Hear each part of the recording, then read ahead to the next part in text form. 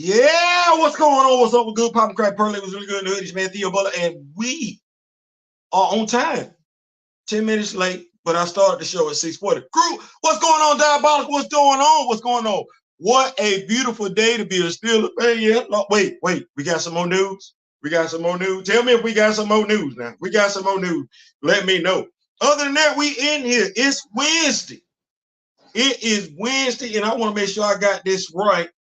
It is year of our Lord 2024. It is March 27th. It's a few weeks away from your man's 56th birthday. We're going to knock on wood. We're going to knock on wood. And a few weeks prior to that, well, at least 1 week, 7 days prior to that, my baby girl going to turn 23. Ooh, I'm getting old. Getting old. You know, if you don't think you're getting old, your kids getting old will remind you that you're getting old. Before we begin, like, share, subscribe. You like, leave a comment. You don't like, leave a constructive comment. We're going to start it off, though. Y'all saw the topics. I hope y'all like the topics. This is the I might piss some folks off show.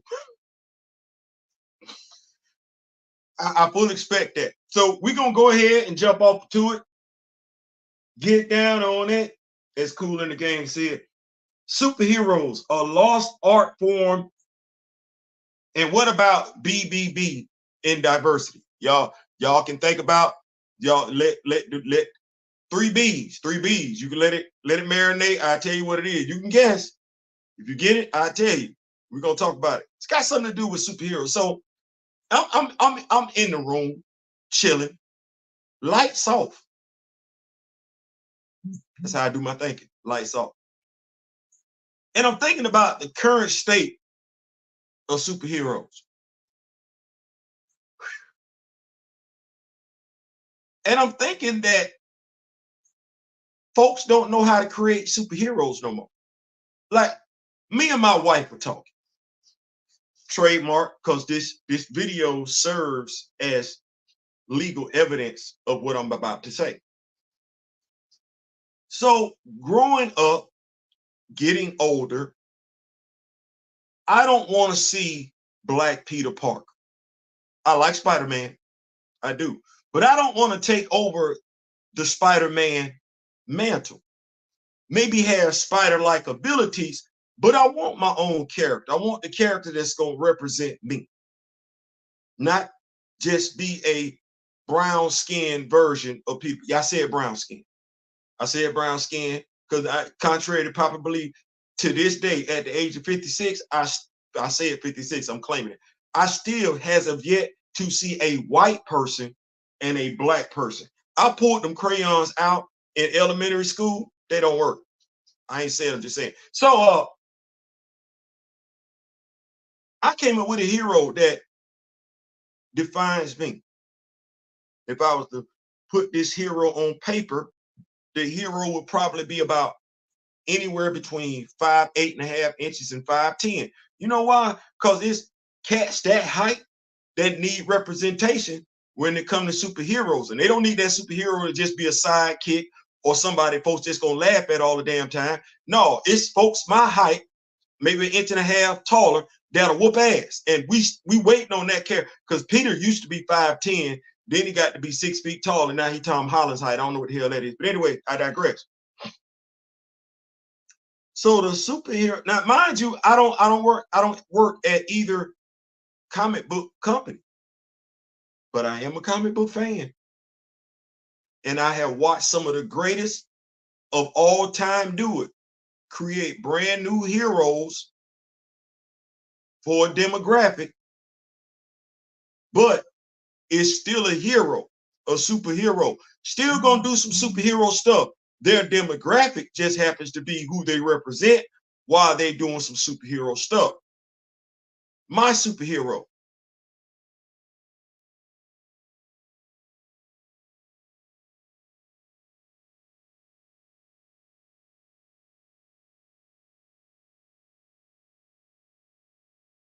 Solo. With Theo, he's just a Captain America ripoff. No, he just happens to have on the Captain America stealth uniform because it's functional. I don't know what all we wearing. I don't know why we wearing loud colors out in public. I don't know why we doing that. He's a Marine. How many superheroes we have that are Black Marines? John Stewart. You got somebody else? John Stewart. And how much respect does he get? Right.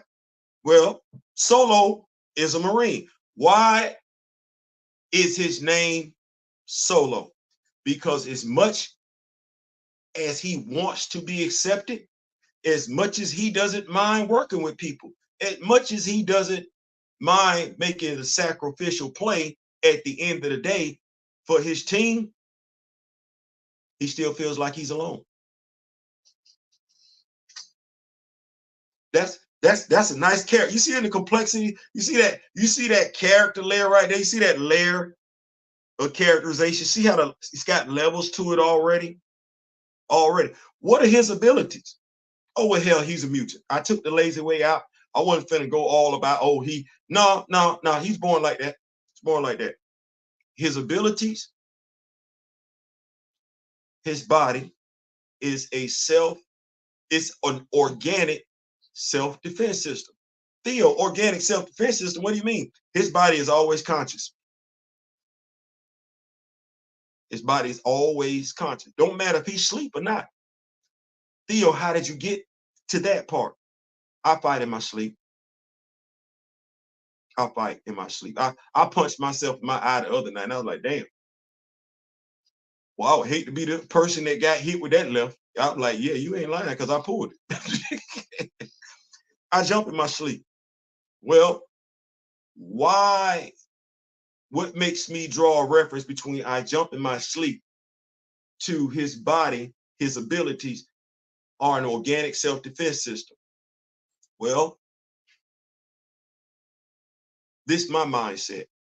You fight in your sleep because you've done so much to suppress how you feel consciously. You suppressed it consciously, subconsciously. It's in your subconscious. And the only time it gets to come out is when you sleep. I wouldn't be a bit surprised if that was the mindset behind the whole symbiote thing, because I can wake up tired. Why? Because I've been working out in my sleep.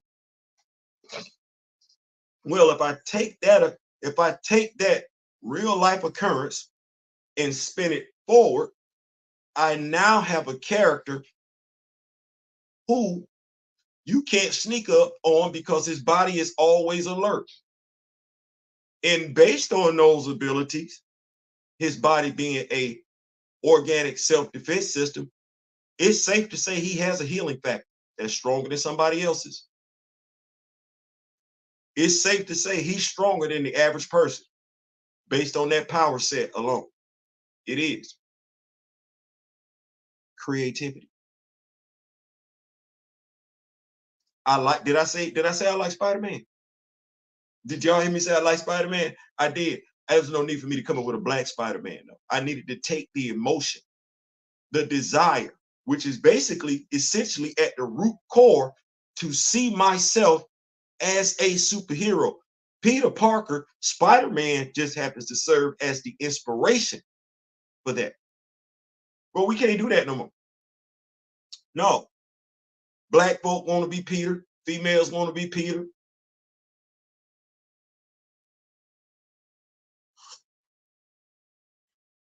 It's crazy because I have as of yet to see somebody saying I want to be a male version of Wonder Woman.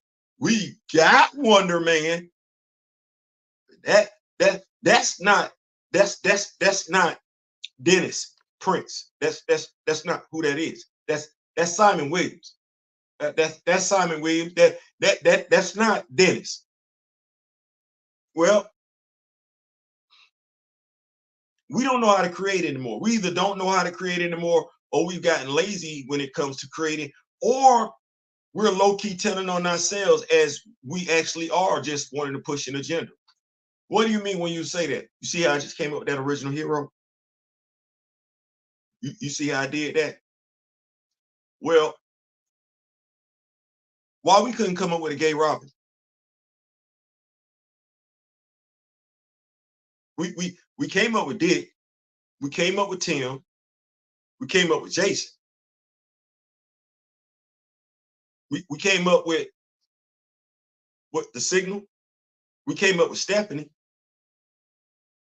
Why no one could write into creation that Bruce Wayne came across a teenager who was conflicted about their sexual orientation, and Bruce have adopted that teenager. Where was that story? Why was that story so damn hard to write? Here we go. As opposed to Bobby Drake being gay, what was wrong with when the X-Men went back in time? They realized that Bobby has a twin brother who's gay, who hasn't said anything, because not only was he ashamed of being a mutant, he was ashamed of being gay and was afraid to come out. Where's that story? Because that's a complex story in and of it damn self that deserves to be told. Do you know why? Because that would relate to the football player who is looking around. Well, you know what? I can't say football player because that ain't gonna work. But I could say a black person coming out as gay, because damn, boy, look. And I ain't talking about a black woman coming out as being gay. No, I'm talking about a black man coming out as being gay. But you want to talk about somebody got it 2 times bad? Where was that story at? Why those stories couldn't be told? If I can sit here in less than half an hour, think of those options to tell in regards to what I would think would be great stories in regards to members of the LGBTQ, to be perfectly honest with you, because they would be original characters. They wouldn't be gay reflections of no, an original character with an original story, with an original set of friends that have nothing to do with who Tim know, Dick know, Jason know, Bruce know, Stephanie know. Have nothing to do with that. Because that way you would allow that character to evolve into their own, thus becoming what you want the character to be. Representation for a demographic.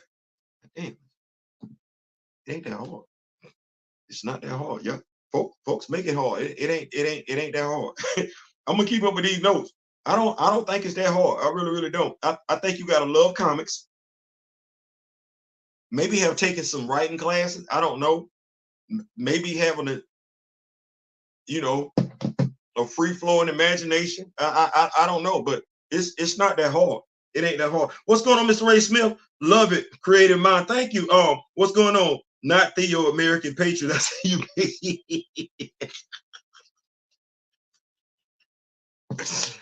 I mean, I ain't saying, I'm just saying. Watch this. Folks act like you can't be black and be a patriot.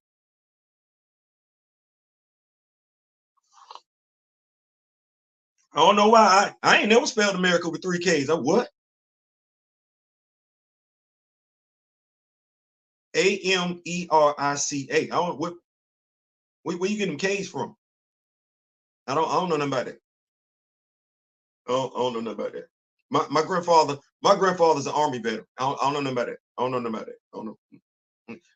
My family been in America longer than Ron DeSantis' family been in America. I don't know nothing about that. I don't know nothing about that. Yeah, so I like it. I like it. I take that. I take that. Oh, absolutely take that. So we looking in here and everything like that. And I just want to go ahead and get that out of the way real quick, because I think we can do better in regards to characters that we create. Just think about what you're doing. I know John Byrne created North Star saying to himself, I got some people I need to look out for. Does North Star remind you of Quicksilver? No, dead ass. Because you know what his power set is. Does he remind you of Quicksilver? Or might John Byrne have looked at Quicksilver and been inspired to create a hero similar to Quicksilver, but different, all the way damn different from, because ain't Quicksilver got an arrogant ass attitude too?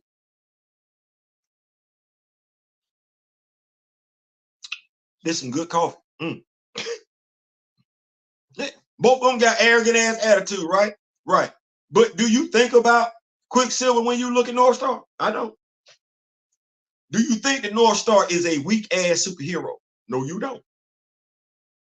Do you think any less of North Star because he represents the LGBTQ? I don't. That's an original character. That character ain't no spin on nobody. That character ain't no twist on nobody. That's an original character. That's what that is. And I've said it once, I've said it again. I ring it till the cows come home.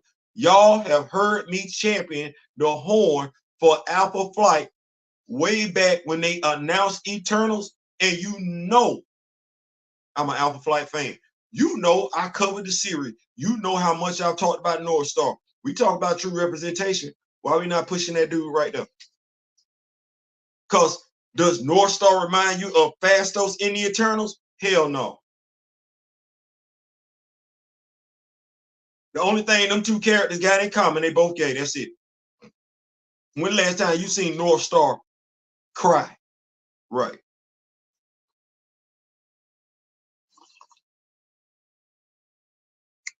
It ain't hard. It's not hard to do it all. All you gotta do is want to tell the story. I'm gonna keep these notes going though. I got my mentor, Mr. Ray Smith, in the building. We got Nico Bean, Groovy Fee in the building. Thank y'all so much for showing up. Ronnie J in the building. Definitely gonna shout y'all out. RC Aces, what's going on, big dog? Got him in the building. Diabolical Nerd. Yeah, we got a great show tonight. Kamoyo King, absolutely. We got a great show tonight. So in keeping that thing going, I want to talk about a demographic that I think has been getting treated unfairly since Carol Danvers made her entrance into the MCU. I'm talking about a demographic that go all the way back to when I was a kid. I'm talking about a demographic that has been misrepresented for quite some time. Like they ain't had fair representation since Lonnie Anderson. Baby, if you've ever wondered whatever became of me. I'm living on the air in Cincinnati, WKRP. Got time for some packing and unpacking. Town to town, up and down the dial. Baby, you and me were never meant to be. Just please think of me once in a while. I'm at WKRP in Cincinnati. Lonnie Anderson was not stupid by a long shot at all. Was she? Yes, good Lord, Father God, help. I ain't saying, I'm just saying, but she wasn't dumb. She wasn't dumb. And somehow along the way, we have become ashamed of the blonde hair, blue-eyed female with big boobs and a big butt. Mind you, it's 2024, so we ain't finna act like sisters. We ain't seen some sisters out here with blonde weaves and blue contact lenses. So that could fit any damn demographic. But we act like that female can't be a superhero. I'm finna tell you today, I ain't finna let her keep, no, y'all ain't finna keep doing it like that. Every superhero represents the school mom. Every superhero represents that woman who said, I am woman who hear me roar. But there is a demographic of females that's out there that's not being represented. Females that embrace their sexualities. Females that aren't ashamed of who they are. Females that do not run from their shape. And they've been, damn it, that was Carol Danvers. That was Carol Danvers. And that was Power Girl. Y'all not representing them right. Everybody around here and their mama can be Mr. Sexy Flexy. And I said it, Mr. Sexy Flexy. But we can't get the Sexy Flexy female. Oh no, that female don't exist. The devil is a lie.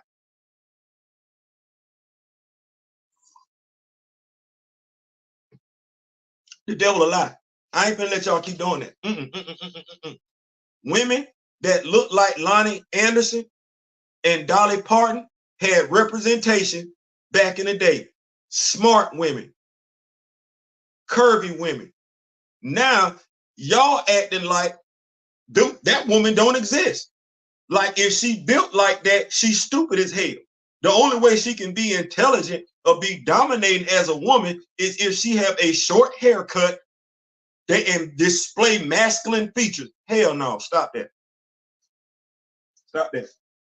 Stop that. Stop that. Stop that. No, stop that. Stop that. I understand that ain't every woman, but every woman ain't every woman. See, every woman ain't no B cup.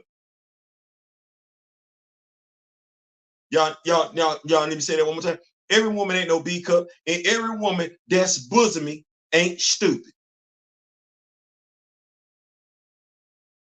Every woman that's bosomy ain't a floozy. So when y'all out here drawing these characters, writing these characters, it's folks like me, and I'm the pup in the crew. You got folks older than me, like Mr. Ray Smith, know who these damn characters are. Don't know why you ashamed of these damn characters, but these characters used to represent a demographic. You acting like don't exist no more. So women out here with big women out here that's shaped a certain type of way, they don't need a female to represent them.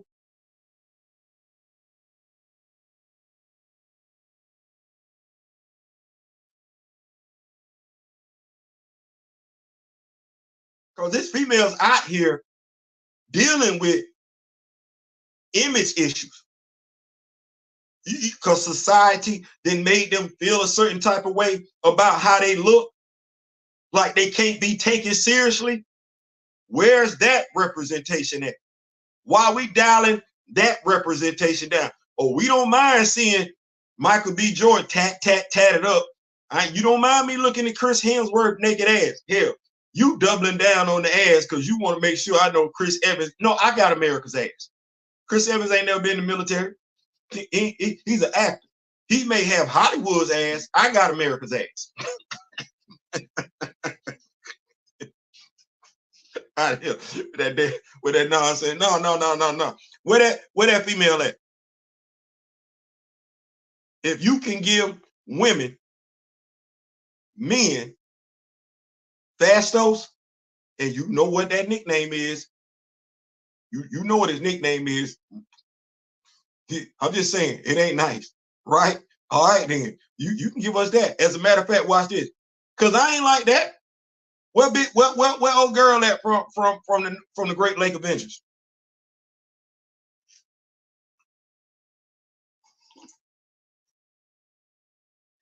Y'all like, Theo, you going hard? If I can talk about the big butt and the big boob, I can talk about the BBW. Where's she at? You don't think it would do something for that particular demographic to have that hero on screen?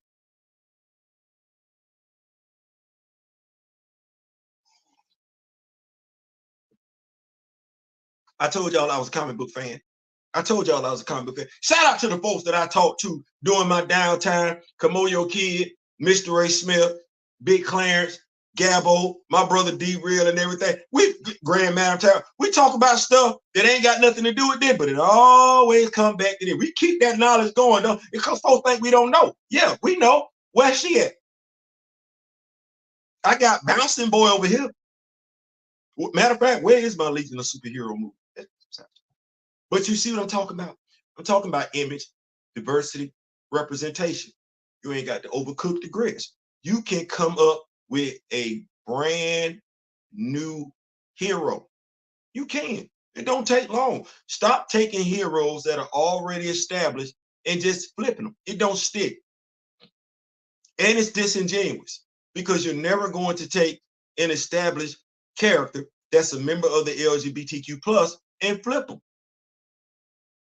Tell you all the time, that's dead ass wrong. And that's why comic book sales ain't going like they supposed to, because the folks that you keep making changes for to the comic book characters, they don't read comics. They don't read comics. No, what you're doing is you're hiring writers that have an agenda, and instead of them being creative enough to create a new hero.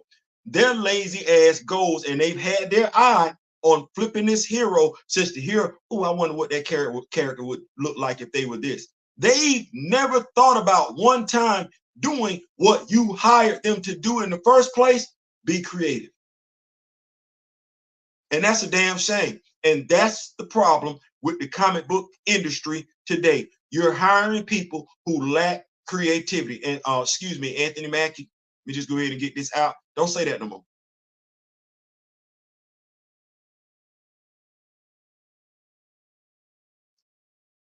Y'all say stuff and you saying it to an audience that you think is bereft of comic book fans. You talk like you're talking to an audience that's just a general audience. I'm sorry, that's not true. You making these statements, comic book fans, there are comic book fans in their 80s. There are comic book fans in their 80s. And while they might not have the energy to, you know what, hold on.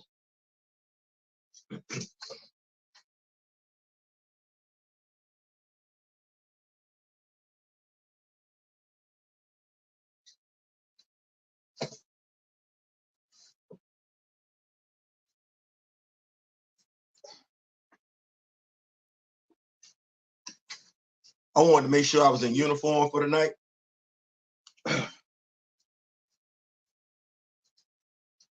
Wanted to make sure I was in uniform for the night. This yeah. I know somebody asked me, said, Theo, you gotta have this it. This it right here, yonder. This it. The only thing we probably lacking is the Panther teeth, but you see them right, you see them right back there, right? We in here. Okay, so Anthony Mackie made a fool of himself. I just bro, like just don't say it. You see what I'm saying? Like, just act like we got some sense and just, reach out. You know what? Here we go. If you're a black actor and you're playing a superhero, dial 1-800-BLACK HERO. We're going to tell you what's going on for you. Go to the microphone and say something stupid. We're going to give you everything you need. That's 1-800-BLK-HERO. That's 1-800-BLK-HERO. We're going to tell you what the lick read, because some of y'all out here, first of all, you embarrassing Stan Lee by even making a damn statement like that. And then you embarrassing me. You embarrassing me. You should know better. You supposed to know. I, who have been rocking with you since before 8 Mile, I was rocking with you when you did She Hate Me. I'm a fan of yours now. I'm a fan of yours. So stop doing that. Stop doing that. Because we're in uniform this evening, and we're in uniform for a reason. Y'all see the flag. Y'all see the whistle. We don't mind. So, yeah. Y'all need to fix that. Y'all need to fix that. Stop looking like that. It's folks out there that can write. It's folks out there that are creators. It's folks out there that if they gonna push an agenda, it's the superhero agenda. What do you mean? Okay. Remember when I said Solo? He black, ain't he? Ain't he a black here? He black, right? He's a superhero who happens to be black. That's what that is. He's a superhero who happens to be black. What do you think the main thing I'm gonna be doing with him? He gonna be going out there kicking some butt. That's what that is. Now, will you see him with some black friends? Yes. Will you see him interact with some white folk? Yeah, that's what that is. What type of music might he be listening to? Oh, well, I'm gonna throw some references out there every now and then that he listening to some, I don't know, maybe no, I don't want to get caught up in the J. Cole and the Kendrick Lamar and the Drake beat. So I'm just gonna have him listening to some old school Run DMC or stuff like that. But based on how he talks, how he acts, who he interacts with, you gonna know he black. But is that the main focus of the comic book? It ain't but 23 pages. No.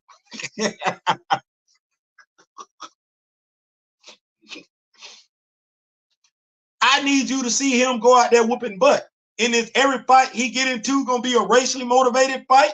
No. Is every fight he get into gonna be a politically driven fight? No. You know why? Why? Because he's a superhero.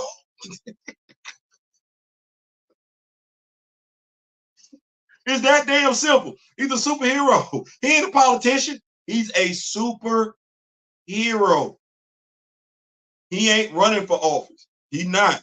He's a superhero. He may have used to be in the military, but he's a superhero. That's it. Not a public speaker. He not a pastor, not a deacon, not an elder, not a social justice. No, he's a superhero. And I'm not going to use him to be anything else other than a superhero. See how they go? See how easy that is? See? Creativity. Keeping an eye on the prize. Thinking about those who came before me. Because who was Peter Parker representing? Blind nerds. Who was Luke Cage representing? Former convicts. Who was Sam Wilson representing? Folks born in the hood. Who was John Stewart representing? Angry black men. Who was let me keep going. Who was my girl Misty Knight representing? Angry black women. Who was Matthew Murdoch representing? Blind men. Who was Cyclops representing? That little skinny ass nerd that kept getting teased in school. Who was Magneto representing? Survivors of the Jewish Holocaust. Who was Professor Xavier representing? People in wheelchairs. You see how that go? Keep your eye on the damn prize. Tell the damn superhero story. Stop BSing.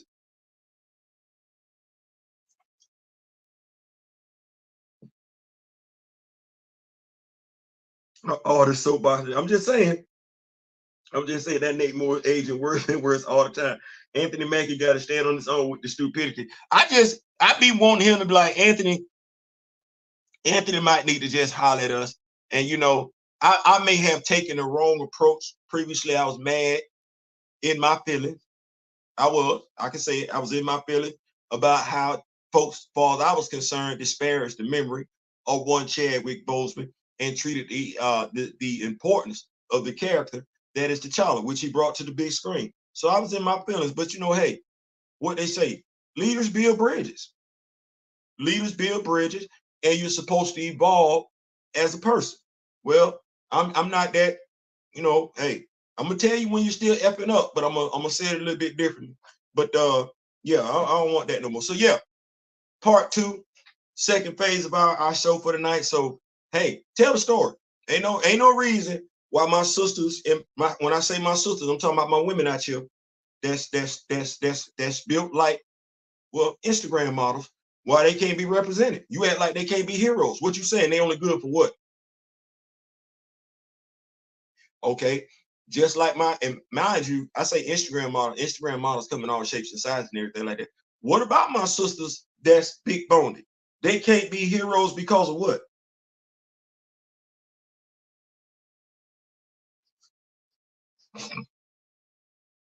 I believe in equal energy. We're gonna keep the party rolling though. I thank y'all so much for rocking with me. Y'all did not have to do that this evening.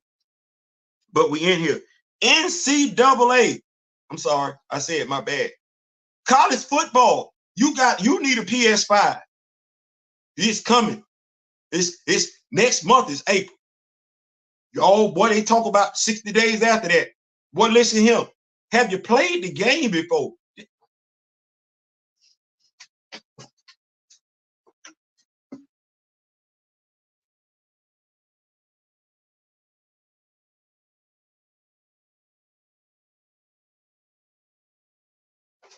I say, have you played the game before? And if you haven't played the game before, my question is to you, what's going on with you?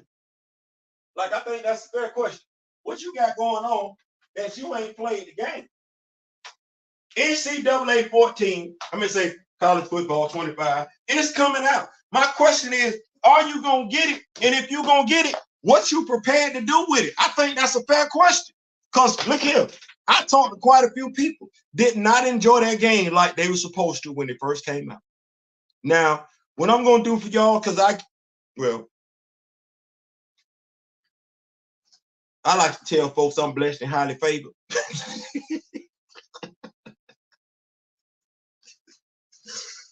Theo, what? Yeah, I like to tell folks I'm blessed and highly favored.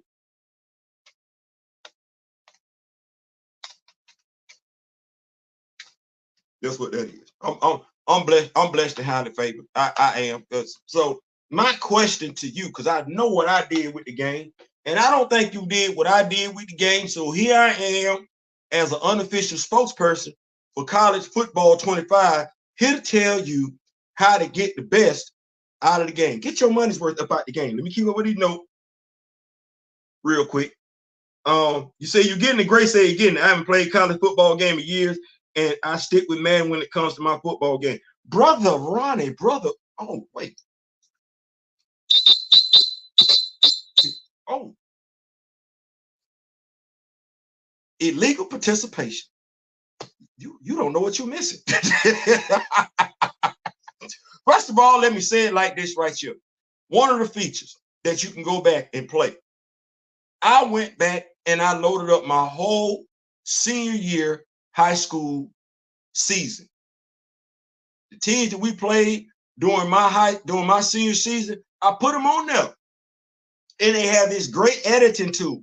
I went to everybody's high school and I downloaded everybody's damn logo. Yes, the hell I did. So when my dude took, and I had him on there as a quarterback and a safety. When he took the field on Friday night, I felt like I was playing high school football all over again. Except I didn't play quarterback. But the logos, if you didn't do that, if you played high school football and you didn't relive your high school years through NCAA 15, you didn't do that right. You didn't do that right. You slipped on your pimping. You did. You need to go back and fix that. The feature is supposed to be there. NCAA 25. Nope, I'm sorry. No longer calling the NCAA because they're not getting no change out of this. College football 25. You need to make that happen. Yes, good God of mine. Then the creative team mode. Now, what I'm gonna do in the next couple of days, if y'all interested, I created quite a few teams on my NCAA 14. I still have my PlayStation 3. If you like it, I love it. I'll go ahead and put some pics up of the teams that I created. If you're not creating your own college football, what if you're not gonna do it, then what are we doing it for? I got the Butler State Bulls. Used to be in the SEC West, but I guess we can do away with that now. I got the Butler State Bulls. For some folks, I've created the Davis Tech Devils. For some folks, I've created, I'm not going to do that. But let's just say it's quite a few people who I've created teams for and put them in their favorite conference. It's all right to take the field as the University of Georgia. It is. It's all right. That thing hit a little bit different though when you take the field as the Butler State Bulls though. Yes, sir. Boy, look here. That thing hit a little bit different. It hit a little bit different. So you need to go ahead and get into the creative school mode. Used to be heavy in the sports games until they became played with microtransactions. I feel that.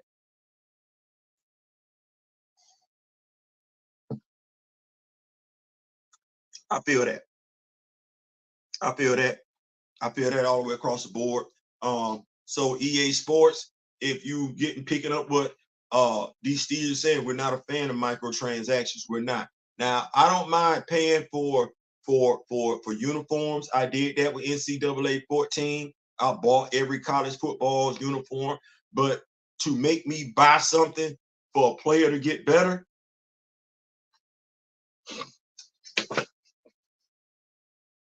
that should be something that happens over a period of time. You definitely need to stop. I don't know what the microtransaction, why that became such a thing, but I'm telling you, the older people get, we start looking at our money. So if you want us to buy the game, because I ain't bought NBA since 22, and I'm not going to. One, you keep changing up the jump shot, how you shoot. I'm not gonna keep doing that, and you keep the microtransactions. Well, as I've said to my wife, and I don't mind saying this to anybody, at some point in time, we have to stop being consumers and start becoming providers. Because as consumers, all we're doing is constantly putting money into somebody's pocket. That's okay if they rolling it out, like if the money coming back to you some shape, form, or fashion, as in you ain't never going broke because that money keep flipping it. But no, that's not what that NBA 2K don't give two damn. As a matter of fact, the fact that they ain't got Curtis Blow basketball on every damn game says everything I need to know. Anyway, we're gonna get we got Big Tim in the building. Can't wait for that Road to Glory Superstar Connect. Yeah, boy, look here. Come on, somebody. Big Tim in the building. Butler State Bulls sound like, listen, I'm gonna take the pictures and everything like that. I had my boys ready. I had my boys ready. And we was in a small town, Camilla, Georgia. What? You had a major university in Camilla, Georgia? Yeah, we was the only thing in Camilla, Georgia. That's it. Everybody. Big Tim, can't wait for that Road to Glory Superstar. Yeah, I can't wait for that either, man. I'm looking forward to it. I'm totally stoked for it. I'm excited for it. Honestly, it's crazy. I can honestly tell you, I didn't probably play Grand Theft Auto 5. That's been my substitute. Like, I know it's just story mode. I just going because I'm not going online. People like, Theo, why you don't go online? Because I don't know nobody online. I don't know nobody online. And I'm a boss. I got that starter package online. So as soon as I walk out the room, my little lobby area, my little hotel, everybody gunning for your boy. So no, I don't know none of y'all. I ain't got no friends. I ain't trying to lose the money that I got. So no, don't. So folks be like, Theo, I be letting folks know. No, I'm not. No. Yes, I got Grand Theft Auto. My wife then jumped on my behind about Grand Theft Auto. Why I ain't open up the PlayStation 5 yet? I still ain't opened it up yet. Sue me. Anybody want me? If you got a PlayStation 5 and you want me to get Grand Theft Auto 5, first of all, you better send me a damn friend request because I'm not going out there by my damn self. That's just what that is. I'm not. So don't look for me to do that because I ain't. I go PlayStation 5, NC college football 25. East Bombay Tech would be a cool name. Now watch this. I could put them boys out there, couldn't. They ain't ready for that though. If I put them boys out there, and you know, damn near everybody gonna have them a Black Panther team. When I had them boys take the field, ooh, woo, you're not gonna want to see them boys. You're not gonna want to see them boys. Me keep it with you know. I think everyone should just get Gran Turismo 5 and join me on there alongside GTA 5 Red Dead, and I'm planning on getting a new. So just damn everything else, huh? Diabolical ever say? That what everybody need to do? Black, lime, green, and red. That would be my team colors. Now tell them. EA's the Galactus of the game industry, gobbling up studio. Ain't they? They gobbling up everybody, ain't they? What's the team color? Well, you know, my team color is real simple. They red and they black. I guess you could say white is our unofficial color. I hope EA get it right where you can have like, because the way they did it before, you can have 2 different helmets, you can have 4 different jerseys, but 2 jerseys were home jerseys, 2 jerseys were away jerseys. I'm hoping they fix that where one jersey you can make what you want. Definitely one jersey has to be away, but to make you where you have to have more than one away jersey. I hope they fix that where you can do what you want to do. But I got a red helmet and a black helmet. Red jersey, black jersey, 2 different white jerseys, white pants and black pants. And them, whew.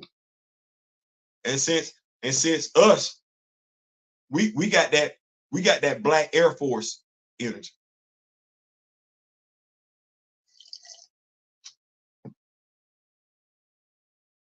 We got that black Air Force energy. So we're gonna keep the party rolling. We don't want to get stuck on that too much. I'm hyped for the game, though. I'm stoked for the game. Would be nice to play y'all when the game comes out. Y'all let us know. We exchange passwords. Not passwords. We ain't doing that. Profile. The Chadwick Boseman fan. Why I don't care about their feelings. That's clickbait.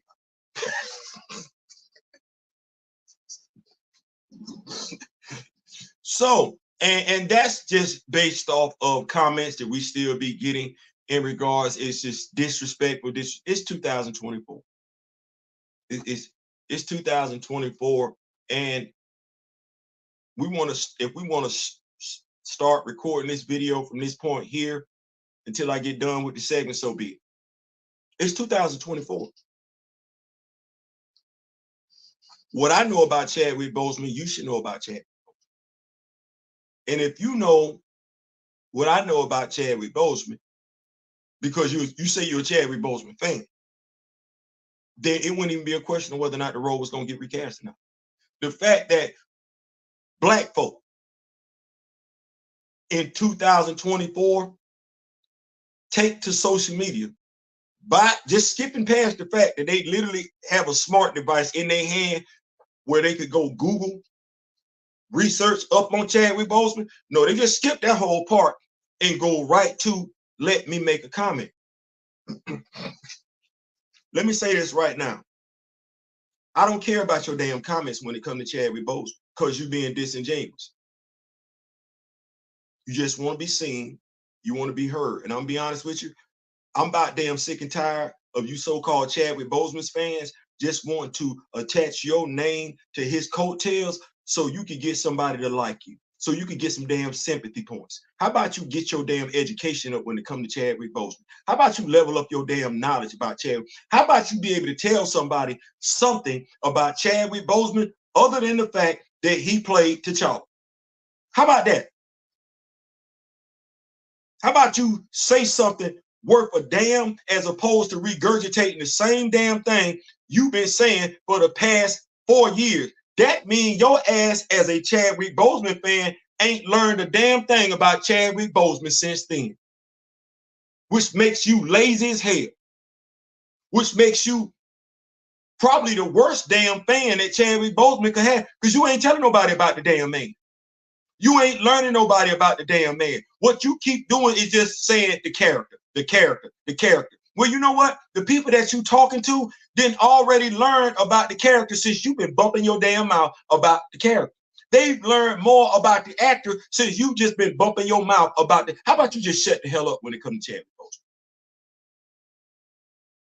How about that? Because here's what you're not thinking about. I'm a Chadwick Boseman fan, and I'm not by myself. You actually offend me when you say shit like that. Say how I just cussed.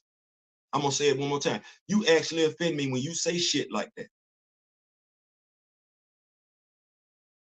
You turn my stomach when you say shit like that. You disgust me when you say shit like that because there are those of us who were so hurt when the actor passed away. We wanted to learn every damn thing we could about the actor while you just sat home not doing a damn thing other than running your damn mouth. Some of us have actually put the work in, went and found stuff that wasn't easily found on Chadwick Boseman so we could learn who the man was, so we could learn what his walk was like, so we could learn what his talk was like, so we could learn what his thoughts was like, while you just sat home and either rolled up a fat one,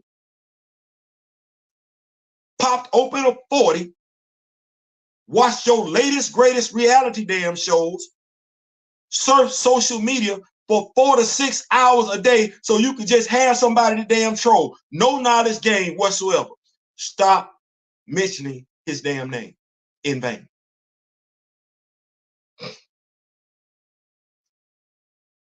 Because if you think, because you said it was disrespectful to Chadwick Boseman, that that's going to get some sympathy points from Chadwick Boseman fans, make sure I'm not attached in nothing. Make sure folks like D-Real aren't attached in nothing. Make sure folks like Grand Madam Tarot, Mr. Smith, Kamoyo Kid aren't attached in anything, because we know different. Then let me spin it forward like this.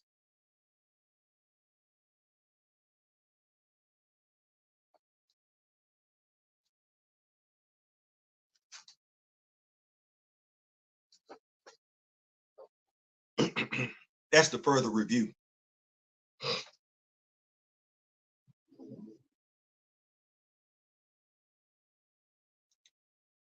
Black folks.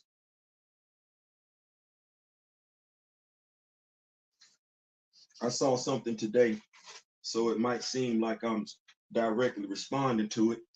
And if it does, so be it. Sometimes stuff need to be directly responded to.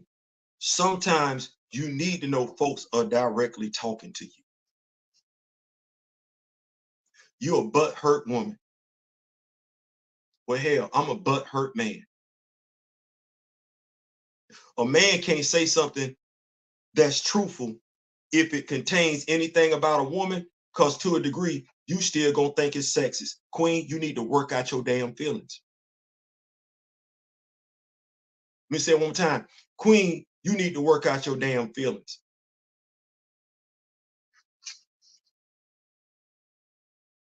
Men get hurt in relationships too by women. If you got daddy issues, there are men out there that's got mommy issues. And at the end of the day, you know what's expected of us?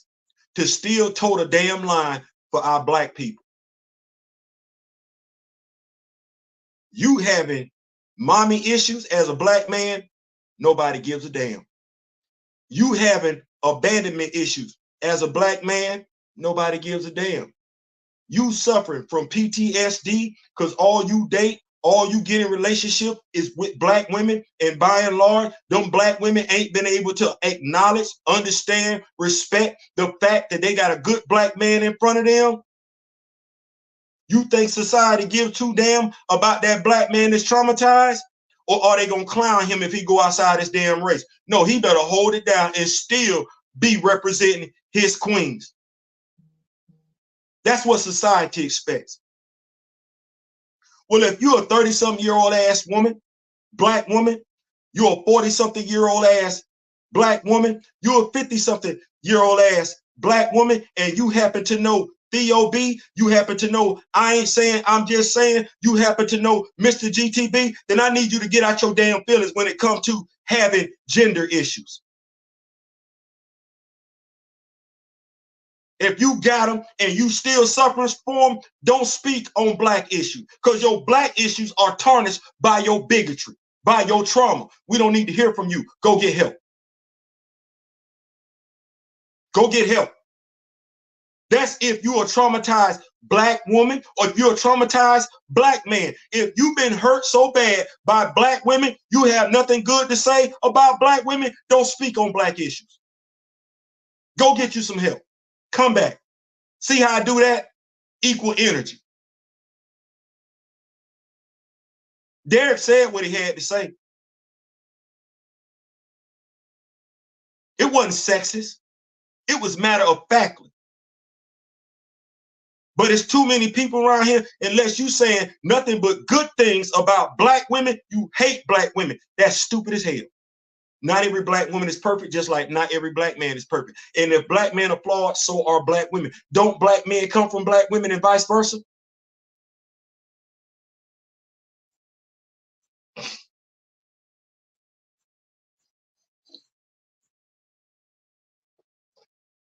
As long as black people keep allowing themselves to be divided on the minutest of things, black folk ain't ever got to worry about accomplishing a damn thing. Until you learn how to say it's all of us or none of us, you ain't got to worry about it. As long as you feel like you can still come out and say, even though somebody is being deeply genuine, call them a sexist, thus participating in the gender wars, you never have to worry about anything, because you know what they're going to look at? They not together.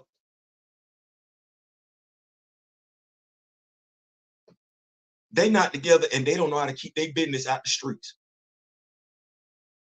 See, Derek told it for what it is. I love my black women. I love my black queens. And while I believe they're queens anyway, what's wrong with black kings?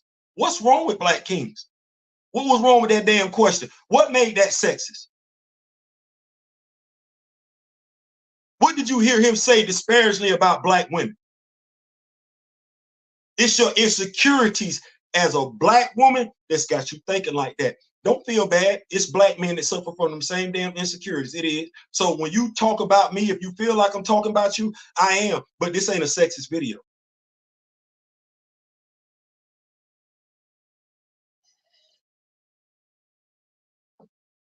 It's not a sexist. You're going to probably see it that way. I don't care.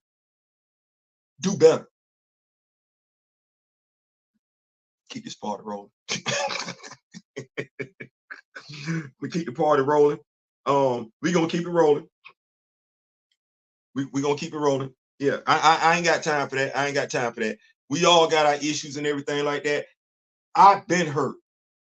And since I only date black women, since I've only been married to black women, since only black women have had my children, it's safe to say it's been the black woman that has hurt me. Well, it was also a black woman that gave birth to me. It was a black woman that adopted me along with a black man, my grandmother and my grandfather. So what disparaging comments am I going to make about all black women?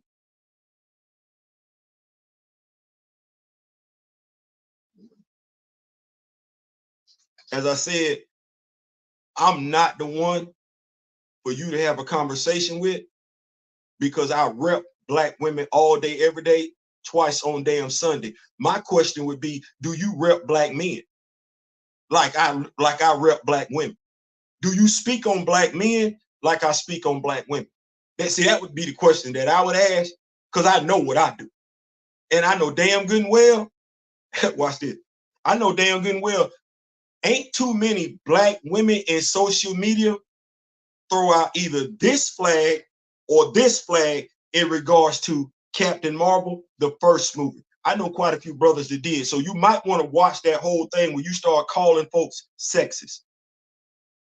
You might want to watch it. It says, when is wanting to see the main character in his own story sexist? Hey, that's who you know who read and who don't. So I take it for what it is. We keeping the party rolling though. Black folks, why things won't change? Because we don't want them to.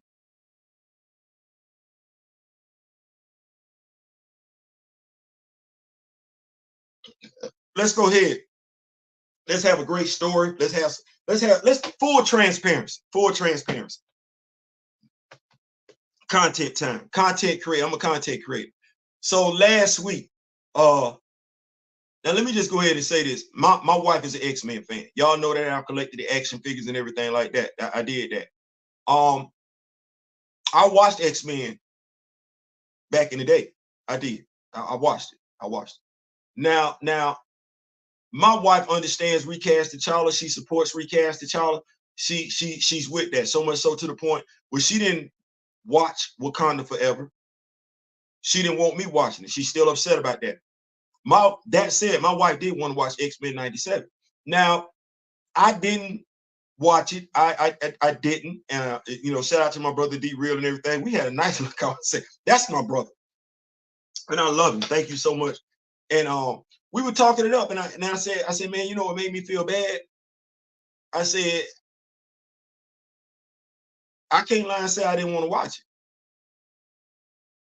I wanted to watch it. I felt bad because my wife said she wanted to watch it. I said, hey, babe, X-Men 97 is out. Oh, I want to watch it. And she looked at me. She said, you're not going to watch it, are you? I said, no. She knew why, off the rip. Now, mind you, I've had some people come in and chirp it up in regards to X-Men 97, but I think my line is just drawn so deep in the sand that it's like, okay, we're not going to ask him. Hell no. we know what he's going to say. I felt bad. I felt bad. I felt bad after X-Men 97 launched because I saw so many of us, regardless if we were for, not for, against, not against, I saw so many of us fall in love with X-Men 97. I'm willing to bet Recast T'Challa was an afterthought for at least 48 to 72 hours. No, what was probably trending on social media was X-Men 97. It makes me think. It makes me go back. I want 1968. That's when I was born. If we had this mentality that we had, if that what we had back then, if we had this mentality back then, we would have never got the right to vote. We would have never got the right to vote.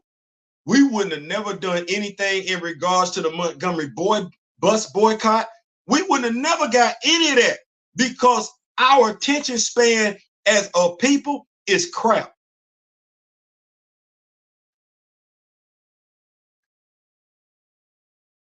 You say what you want to. You ain't got to worry about it. And that's why black folk, I ain't just talking about X-Men 97. I ain't talking about just the recast. No, I'm talking about period. Why black folk can't get what they want because we not focused. We ain't been focused since the civil rights era, and it ain't even close. It ain't even close.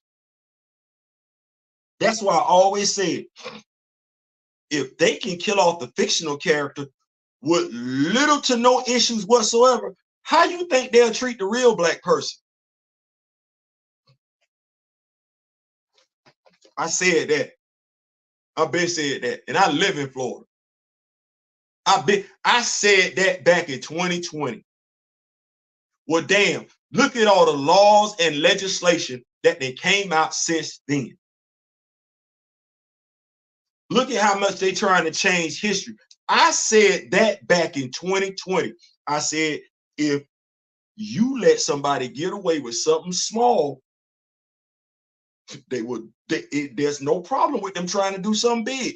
You let them kill off a fictional character.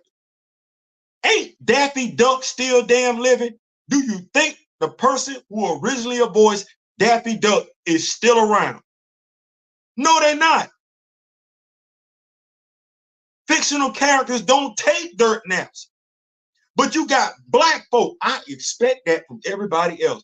But you got black folks in their 20s telling black folks in their 60s who've never seen stuff like this before, shut up with your old ass. You don't know what the hell you're talking about.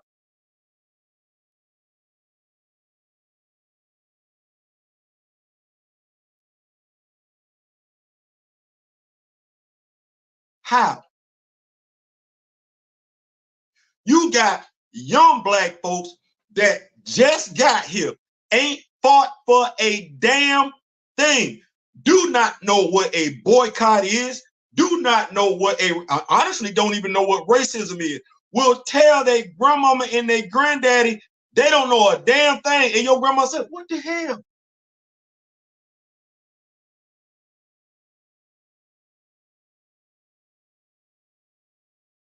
But you finna turn around here and act surprised, don't you?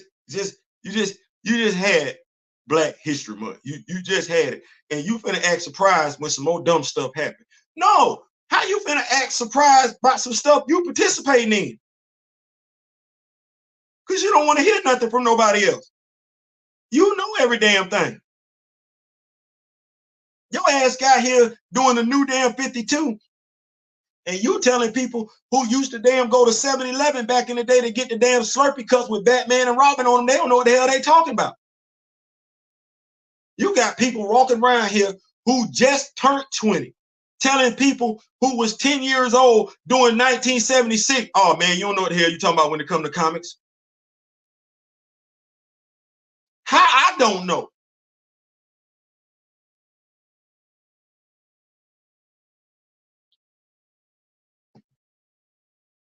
Well, I think T.I. called you new black folk. You know, black folk got something going on, boy. Y'all different. Y'all new black folk, y'all different. Don't come to me complaining about nothing. I'm just being dead ass honest with you. How we fist to talk about, oh, we want T'Challa recast when the MCU know damn good and well even recast T'Challa ain't checking for T'Challa like that. You not. We not. Some of us hyping up the eyes of Wakanda. How are we as a movement? I gotta say a movement, because if you didn't attach the damn recast to your damn name, that's what that is. You think that $1 billion business don't see it? How you finna sit up here and talk about, oh, no, you can't say nothing.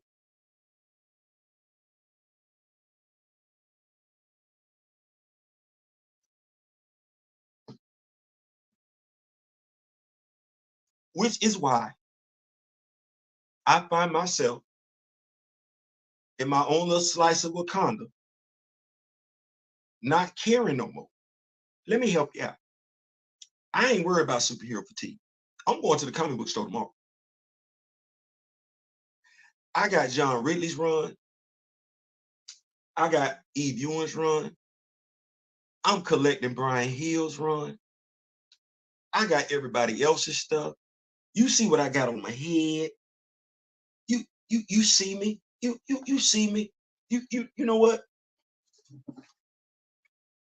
If something go down in Wakanda, we got it. No problem. It's no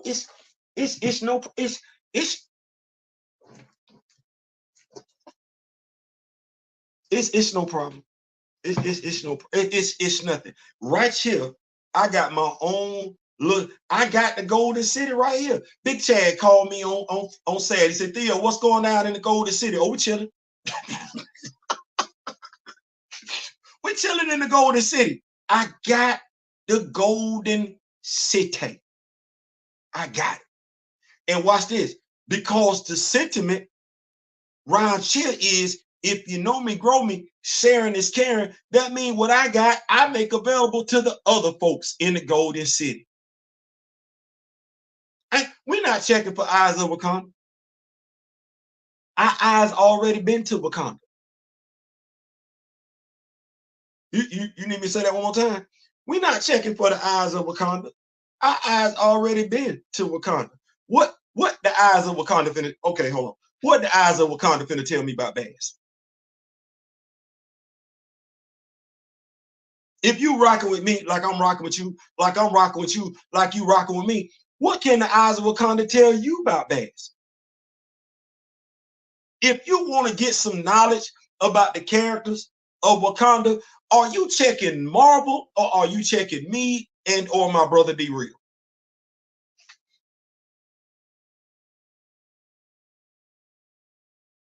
Let me ask that question one more time. If you want knowledge on Wakanda, the characters of Wakanda, you checking for Marvel or you checking for me and or my brother D Real? That's a fair question. Grand Madam Terror on the bill. That's a fair question. I don't even think it's close. I think we give you more accurate knowledge between the affiliation of networks, D Real and myself. I think we give you more Black Panther Wakandan knowledge here than the MCU then gave you since they introduced the character in 2016. And I don't think it's even close. And they had a 4-year head start on me, and I damn near want to say a 5-year head start on my brother Daryl, and we still didn't came out here and gave you more knowledge than they didn't give you.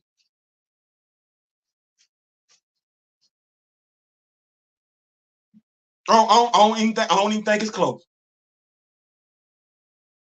I don't even think it's close. So with that said, what can they tell me?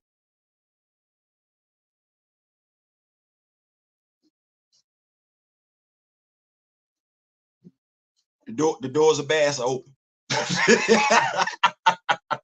Hey, sweetie. Love you. Whoa. Time out. I got to put on my fault. I got to do some fault.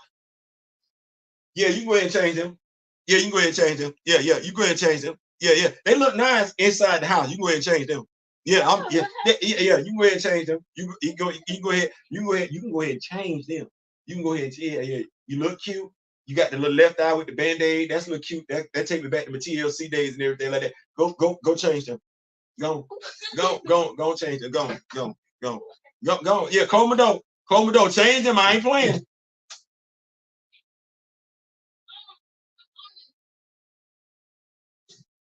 She 12. She 12. She had cut her jeans into some shorts. Not an issue. You know, hey, you do what you want to do. But she 12. And she cut them the way you know how females cut them. That's how she cut them. And she thought she was going outside.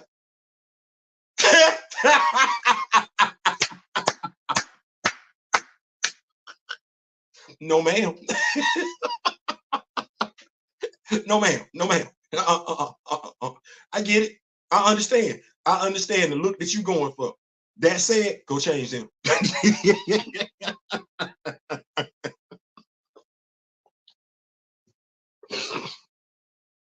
I'm gonna be honest. Listen, there's certain things that I love as a father. That's one of them, because it's like, oh no, we ain't even gotta be mad about that one. Go ahead and change that. But dad, yeah, I get it. Yeah. Yeah, but go ahead and change them clothes right now.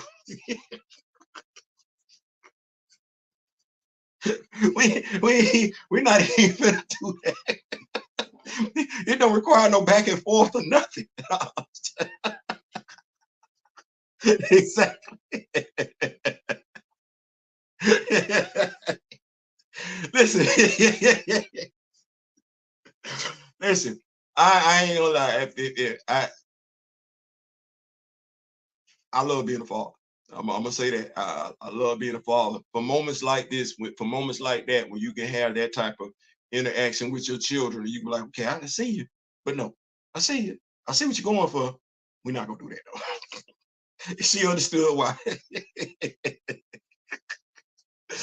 Oh man. So we gonna keep the party. That's why I say it's the transparency for me on the channel. I don't care. Yes, I doing what I'm doing. I'm a full-time husband. I'm a full-time father. I don't never take no time off. So you gotta make time. Hey, no, let's change that. But so yeah, in regards to that, because I don't want to lose my focus. Baby girl got me laughing.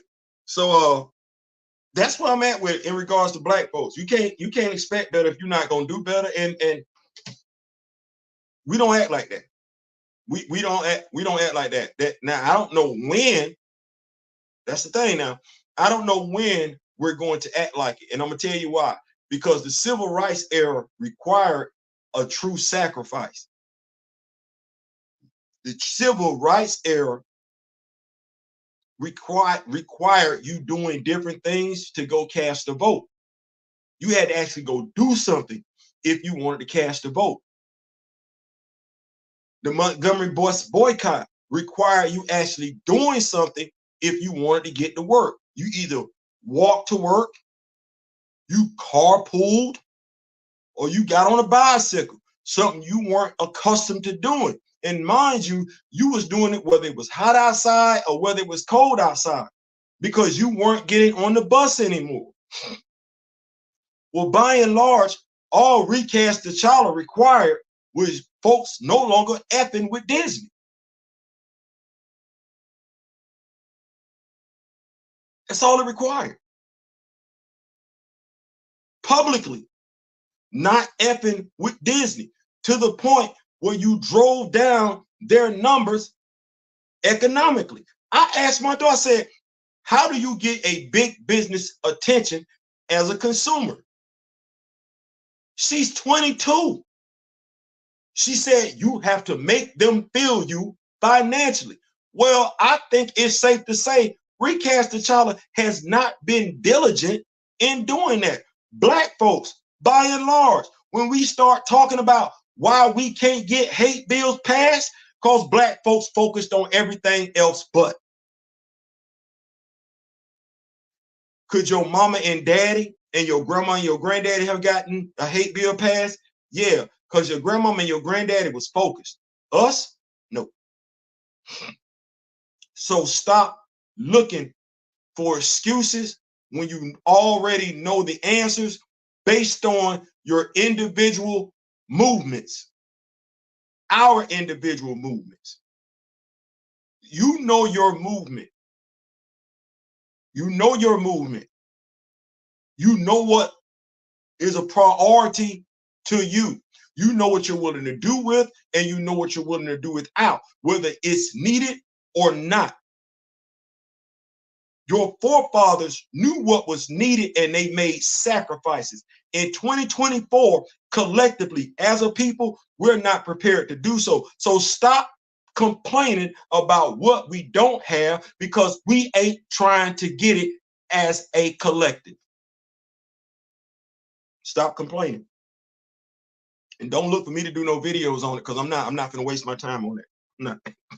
I'm just gonna go ahead and keep. I'm just gonna go ahead and keep it a buck. I'm not gonna do that. Not gonna do that. So we're gonna keep the party rolling, moving right along. Nelson Peltz. Not anything for us to get excited about. Nelson Peltz. Victory. Y'all remember that song Victory by Kool and the Gang? It's not a victory. It's victory for somebody, but I can't necessarily say it's a victory for anybody that truly gives a damn about the MCU. Damned if you do, damned if you don't. So Nelson Peltz, he recently of the why does a movie have to be entirely about women? Why does a movie have to be entirely black? We never asked movies about why a movie got to be entirely white though. It's crazy. The questions we choose to ask versus the questions we don't ask. Well, he's received another nomination. Before he had Jay Rasulo, and this time he has Egan Jones. I don't care. That was the headline. He's received another nomination, so he might get a seat. I don't care. One way, I don't care if he get it. I don't care if he don't get it. Why? Because the leadership that's there right now don't give two damns about diversity. And look like if he come in and he take over, he don't give two damns about diversity. Thus, I don't care. I go back to my own little slice of Wakanda right here. It's in the house. It ain't nothing. It ain't nothing for me to get to burning Zanza, to burning. It ain't nothing. I don't need it. I'll walk into the biddy every day. Matter of fact, this is what I was gonna ask, and before I forget, if anybody can come up with the action figure recommendation for Besa, holla at your boy. Holla at your boy, because all we missing right now is Queen Mother Ramunda. That's it. That's it. And when we get her, we gonna be good. But I really want to tell you, if they got 1999, 99 or whatever, I got Earth 1421 right here. And I think my brother D Real, I think he got Earth 1987. And I think Mr. Ray Smith got his own Earth and everything like that. And we got Mosi. We got Mosi. We got Bashinga. I think Mr. Smith is working on Mamadou Fall and everything. He already got in the Honda. So we good. We got something the MCU ain't gonna ever have. You an MCU fan? Are you? You got Griot? You got a Griot over there with you? Yeah, I'm just asking questions. I ain't trying to start nothing. I'm just asking questions. We got a whole ass Griot over here. Do you have Griot shorty? You probably got Black Panther shorty, but do you? Or you probably got pre-Black Panther shorty. Do you have Griot shorty? You got that? We do. And the only way you get the secrets to create a Griot shorty, you got to first be a member of the Rock With Me Nation. Because it ain't but two of us that's got it. It ain't but two of us that's got a Griot shorty in the world. Not America. in the world. And them 2 members are members of the Rock With Me Nation. Now, how do you get that secret sauce? I'm probably going to wind up doing a video and everything and make it for members only. But how do you get that secret sauce to customize action figures that truly represent Wakanda? Truly, not that nonsense. Truly represent Wakanda? You got to become a member of the Rock With Me Nation. The doors, the bass are open.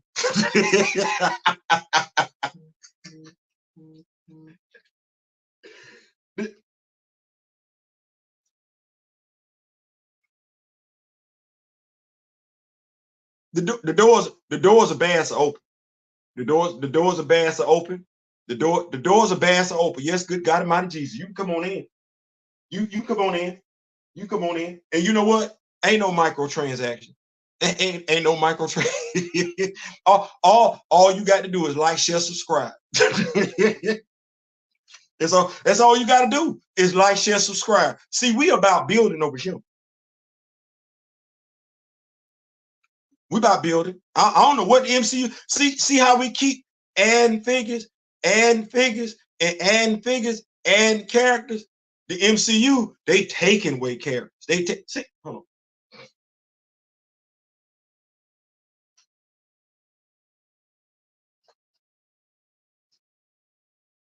Yes, Lord. Look at that. Look at that. We still got it to chocolate.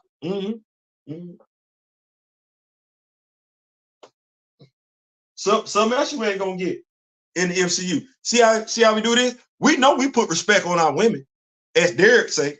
We know we put respect on our women, but we put respect on the fellas too. We put respect on the fellas too. We do. We put respect on the fellas too. Yes, good God Almighty Jesus. That's how we do that. That's how we do that. That's how we do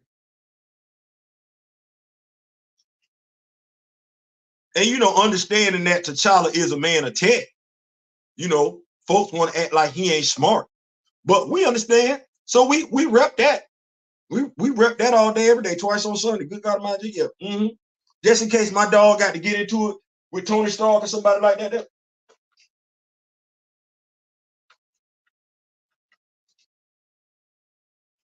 So we got our own slice of Wakanda right here. The knowledge and everything like that, we keep it going. And they taking away at characters only for them to show up and other that. Like, yeah. So we ain't even tripping on that. What Grace say? Don't even share the knowledge. Folks need to be vetted these days. Y'all see that? Y'all see that right there? See. See. Now that's one of the council members. Like Theo, he a council. Yeah, that's a member of the council of Wakanda. You see what the elder just said? He tired of telling folks. He say he tired. The elder say he tired. Y'all okay? You gonna get now? See, they're not playing. They're not playing. That looks like Spacesuit T'Challa too. I mean, you know how we do it around here. I think D Real got it, and I'm probably gonna get it. But yeah, we try to make it do what it do. See, here in Wakanda, we share the knowledge. We ain't selfish. We don't do that here. We share where you can go get information, where you can go get the action figures, where you can go get the books. I almost want to say we dedicated over here. We are, but you can't do it alone. You can't do it alone. So we're gonna keep the party rolling though. We're gonna keep the party rolling. Thank y'all so much for rocking with me. You ain't gotta do that. We in here strong this evening. Man, listen, I can't wait till I get to the other topic that I want to talk about because I'm like, boy, look here. I had no idea. My wife had to let me know what was going on. So, X-Men 97, Morph and Logan. People upset about Morph. Why are we still talking about Morph? Like, when did the interest be on Morph? Like, first of all, do y'all collect action figures like I collect action figures? Did y'all see the Morph action figure?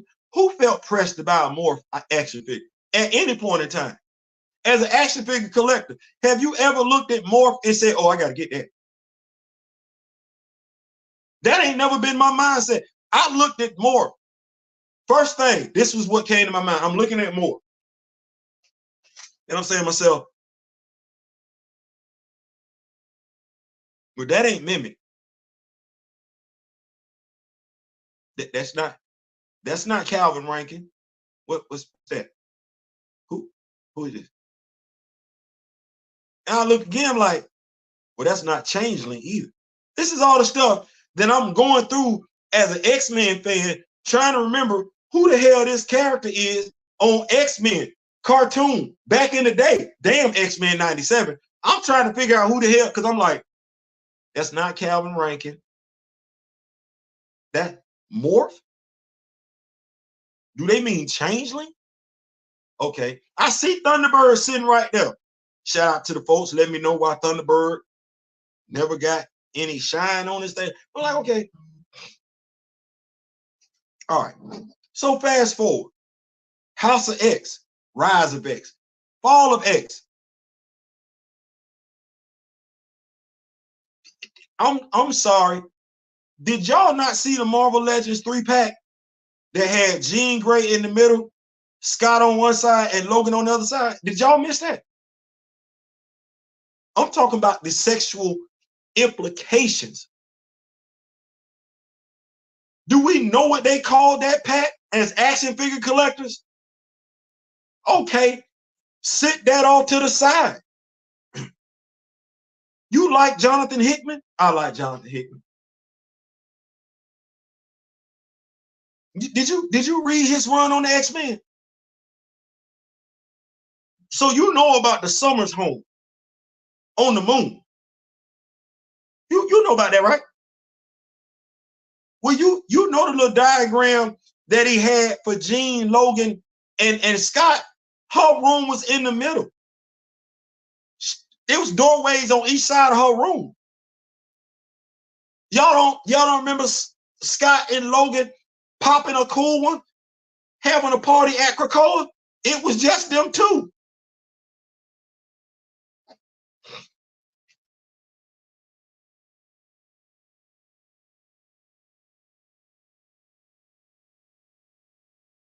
Y'all worried about what T'Challa got going on with Besa. Y'all never checked out what was being implied about Scott and Logan, and now you offended about Morph?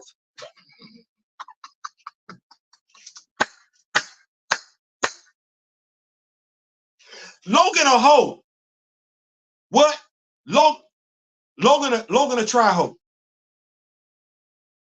Logan a try-hoe. Logan a try-hoe. Logan a try anything. Anything and anyone. What y'all?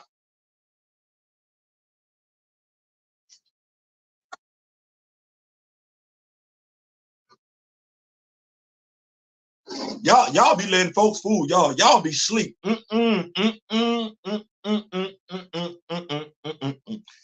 insinuation between Logan, Jean, and Scott been there for a minute, and folks been sleep.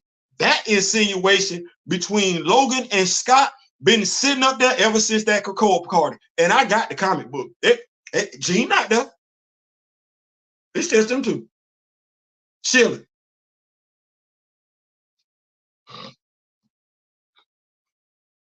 What you say? Now I tell them, say, if you want a more figure, just get another figure and say it's more. Socks on the doors every which way.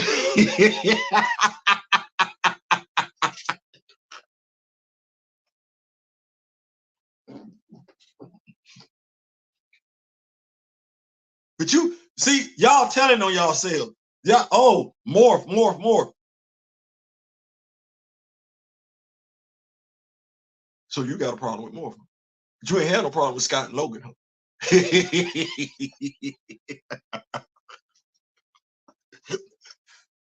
I read comics. Y'all better watch what y'all call yourselves upset about, because I be like this. Closet. What'd you say, Theo? Closet. I said what I said, I meant what I meant. They closet. It's a lot of closet people around here. But based on what they get offended by and what they don't get offended by, it's a lot of closet people around here. Stop telling on yourself, because if you knew what it was, you would not be upset. That's what I said. You had folks upset about a T'Challa Besa implication. It's not a Logan Scott implication. No, that's dead ass what that is. That is dead ass what that is. It is. Go back and read it. Go back and read. Just go back and read. Just go back and read. Ain't implying nothing. My brother D Real in the building. That's what's going on. What's going on, big brother? Morph is the Joe Bull, the X-Men. I swear I don't know who that dude is. That's right. Ain't nobody ever cared for no daggone Morph. Gray, I'm getting another Hatuts for my Casper, and the other one would be my spacesuit T'Challa. Hold off on that, Kamoyo. You know we got that other we got that Casper coming. We got that Casper coming. Don't let the Hatut be the Hatut.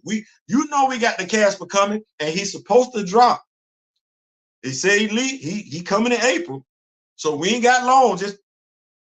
And he looked like Casper, like he light-skinned it and everything. He light-skinned it and everything. So you can turn into Gene, huh? I don't even think Logan want to turn into Gene. He probably looking at Morph like, can you turn into Scott?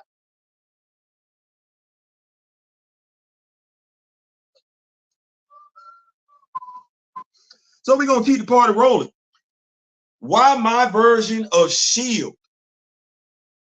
might look different than yours. First of all, shout out to the Rock With Me Nation. Shout out to Black Panther fan group, specifically my brother Kamoyo Kid and everything like that. We about to get off into some G.I. Joeism, some Valaverseism and everything like that. Why my S.H.I.E.L.D. might look differently than yours. Now, S.H.I.E.L.D. just today released a 3-pack. That 3-pack comes with a female figure, and 2 male figures. One of the male figures will be Dum Dum Dugan. The other figure will be both Nick Fury, the Caucasian Nick Fury, and the Nick Fury with the eye patch. I like the 3-pack. My problem with the 3-pack is my problem with just in general when it comes to superheroes, soldiers, and we'll use this to spin the story forward. Superheroes, soldiers in general. They got white boots on.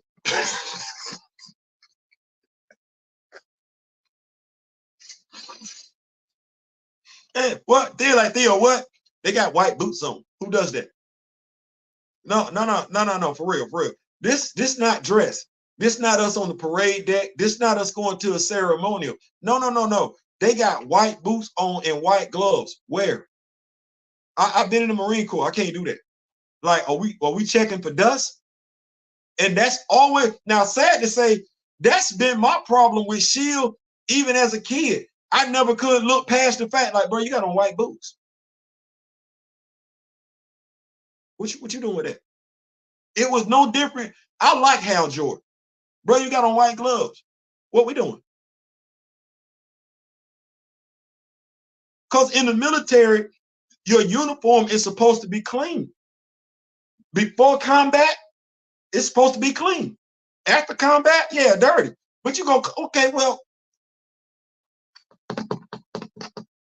the white boots, the white gloves, and the white accessories on a blue jumpsuit never made any sense to me from a strategic standpoint. Who you hiding from with all that damn white on?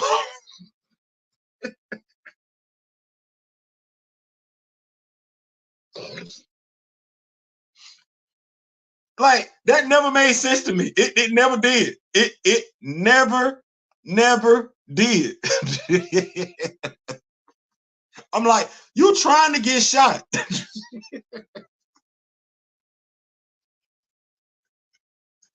So that's always been my problem when it comes to collecting S.H.I.E.L.D. action figures. I can't get past that because I'm like, because it's my universe, right? My universe, my mindset. Well, your ass done got shot real quick. What you say? Them Coco uniform. Maybe they wanted to match Yankee color. I'm just saying, like, that's always been my drawback. Like, I could never get past that. Like, Hal Jordan, I get it. White glove. No, because you want the ring to show out and everything. No, I don't know anybody doing that. I don't. So I was never able to make that right. At least the high toots are bulletproof. Right. Now the high tooth is still, how you going? They bulletproof. They whole uniform. Now watch this. Their uniform is white, but their accessories aren't white. See how that makes sense? Yeah, that makes sense. And then their uniform makes sense from the fact that they are from the White Tiger acolyte. Like that's what that is. You remember Cast Cold, White Tiger, and everything. White Tiger. That's what that is. So that makes sense. That makes sense. But we not in Wakanda. S.H.I.E.L.D. ain't in Wakanda. Last I checked, they ain't got Wakandan tech. No, them literally, watch this. Them literally lace up boots. Now, here's the sad part. The only way you get white lace up boots are they made out of core frame. That's that shiny leather. What military branch wears shiny leather boots?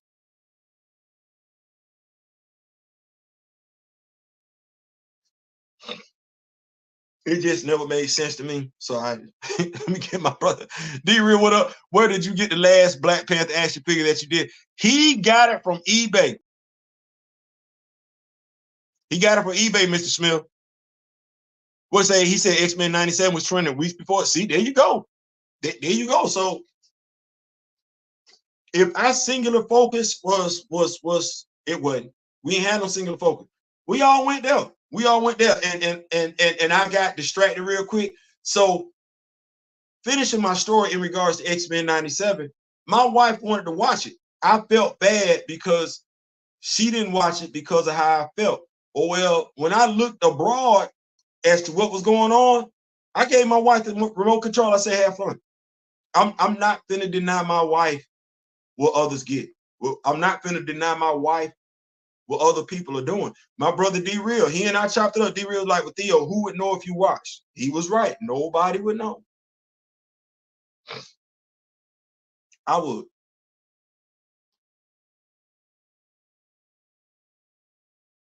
I would know if I watched X-Men 97.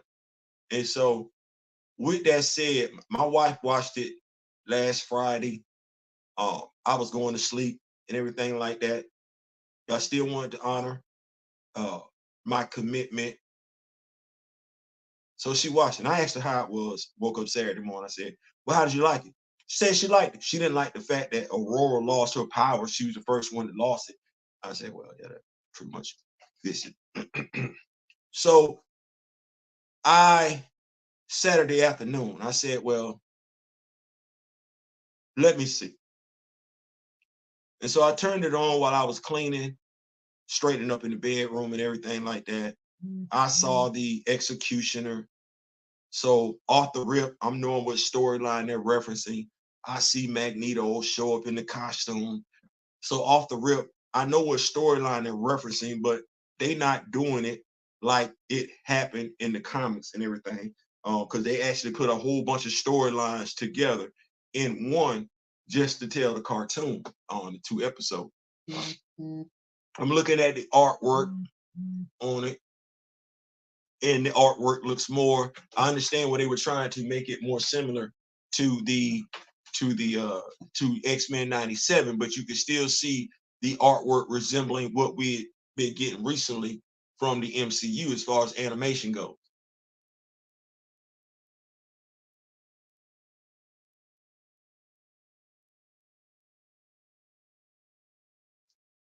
Would it have been enough?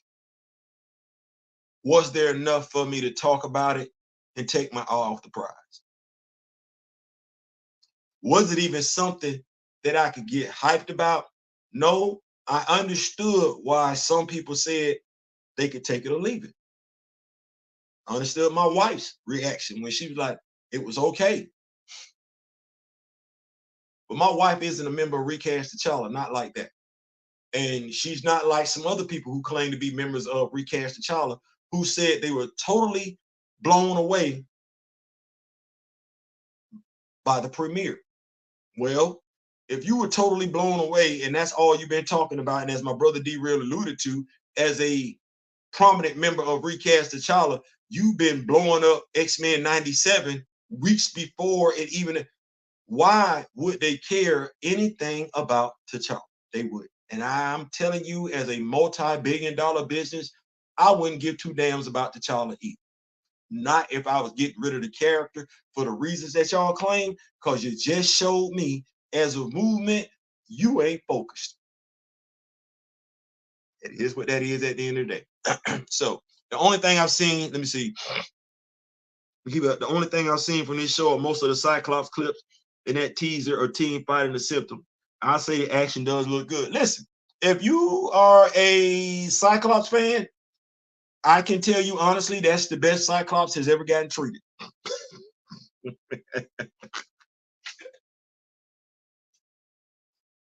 I say that unashamedly so. That's the best he's ever gotten treated. Live action animation. That's the best he done got treated. I got a question. Did T'Challa have to wear hot toots, the white uniform in the comics? Never seen it. Now, Mr. Ray Smith, my brother D-Real might be able to tell me something different. I ain't never seen it. COINTELPRO had a lot to do with the distractions too. Boy, look, I'm trying to hitting the wrong thing. My brother D-Real dropping that knowledge. So yeah. Who are these fools sneaking up on us in some white boots? It's the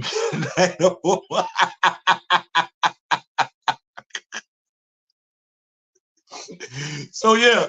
So I said that to say this, man. Thank y'all so much for rocking with me. We in here. So we already touched on this. How to satisfy your superhero hunger if you're done with the MCU. Quite a few of us have said we're done with the MCU. And when I say done with the MCU, understand that when I say that, I mean current MCU projects, previous MCU projects. I'm not talking about how can I put this? I'm not talking about the first X-Men cartoon. I'm not talking about anything came out previously before the MCU existed. I'm not talking about comic books. I'm not talking about action figures. I go back to what I was stating earlier. I have my superhero fix on a daily, weekly basis. Like I walk into the office, the superhero, I'm not struggling for the superhero content at all. And what I would like for us to understand is that you don't have to either. You don't have to either. You don't have to go through the superhero stuff. If you like to read, Marvel Unlimited is right there, $9 and change a month. My brother D-Real did tell me that DC has their own website as well. You're a DC fan. So for $20 a month, essentially, you can download 2 apps to your smart device, and you can read the stories that put a smile on your face back in the day, whether it's Marvel, whether it's DC. If you want to buy current comic books, Comic Geeks or something like that, just type in comics released this week on your smart device, and you can go to that website and order comics weeks in advance if you like to. Google where your local comic book store is, and you can go to your local comic book store. DC Comics drop every Tuesday. Marvel Comics drop every Wednesday. You can go get your fill.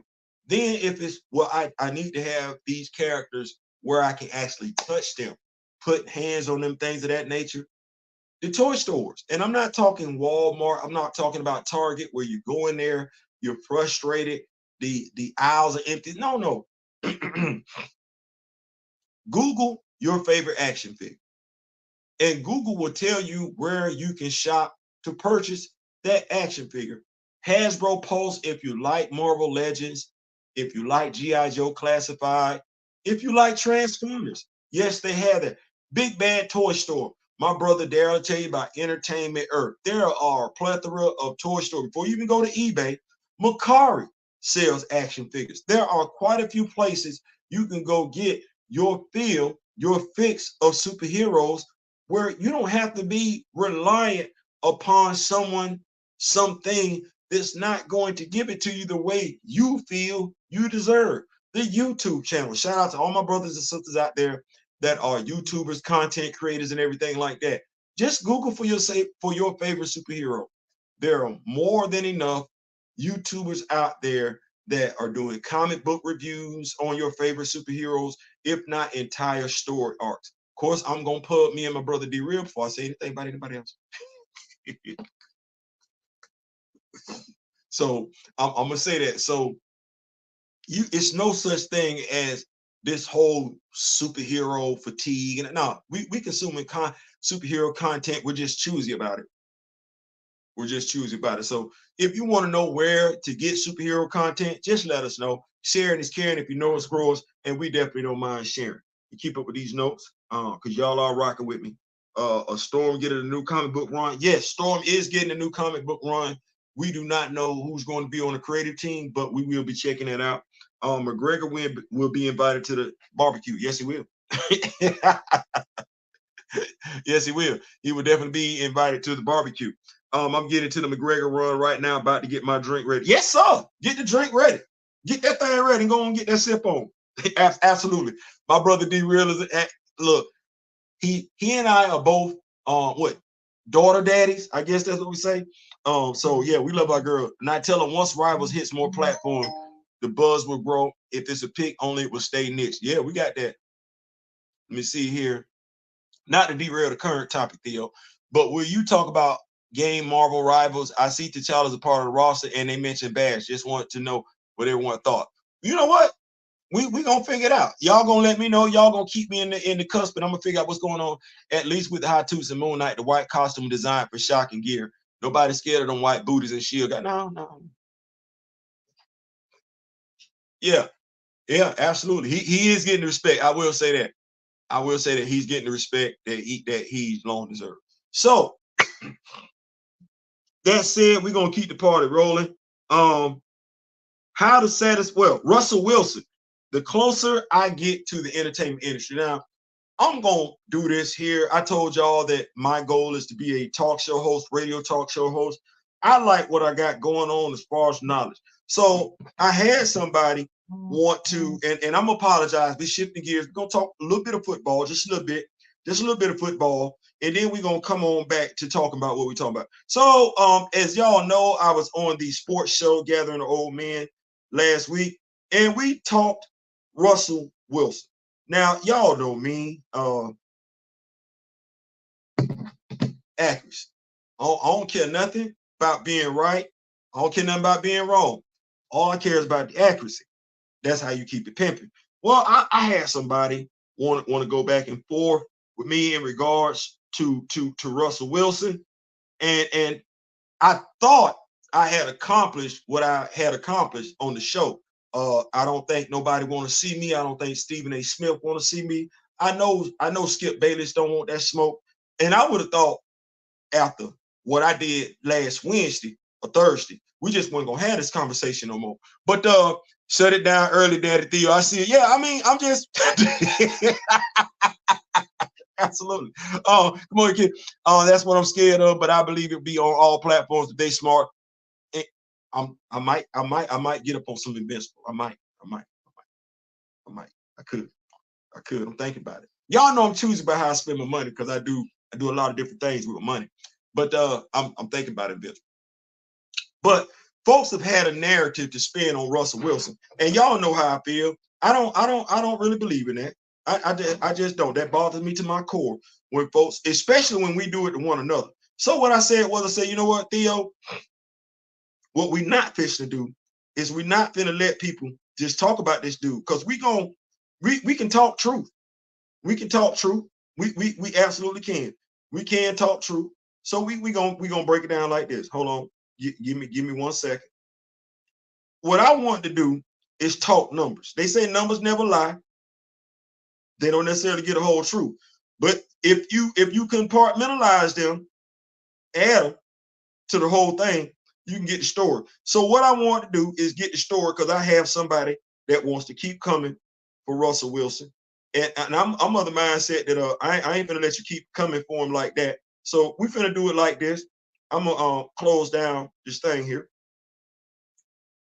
And so we're gonna go back to Russell Wilson's last season with Denver. A lot of people want to talk. Russell Wilson can't do this. Russell Wilson can't do that. I understand that Russell Wilson, 35 years old. I do, absolutely do. But can we talk about Russell Wilson last year in Denver? And to my football fans, y'all tell me if you would take this from your starting quarterback, because I got somebody from a gathering of old men still wanting to say Russell is going to be benched by week 8. I'm talking to my football heads here. So last year, Russell Wilson threw for 3,070 yards, 26 touchdowns, 8 interceptions. His average yard per reception was 6.9. Is that bad or good? I'm just asking questions. That's what he did. Now, his first year in Denver, before Sean Payton got there, Russell Wilson threw for 3,524 yards, 7.3 yards per throw, 16 touchdowns, 11 interceptions. You know what you're mad about? As a football fan, you mad about the 16 touchdowns to the 11 interception ratio. That's what you're mad about, but you're not mad about the 3,500 yards. If you're mad about the 3,500 yards, I'm going to question how much of a football fan you are and let NFL analysts tell it that was a bad year. 3,500 yards from your quarterback, that's bad. 7.3 yards per throw, that's bad.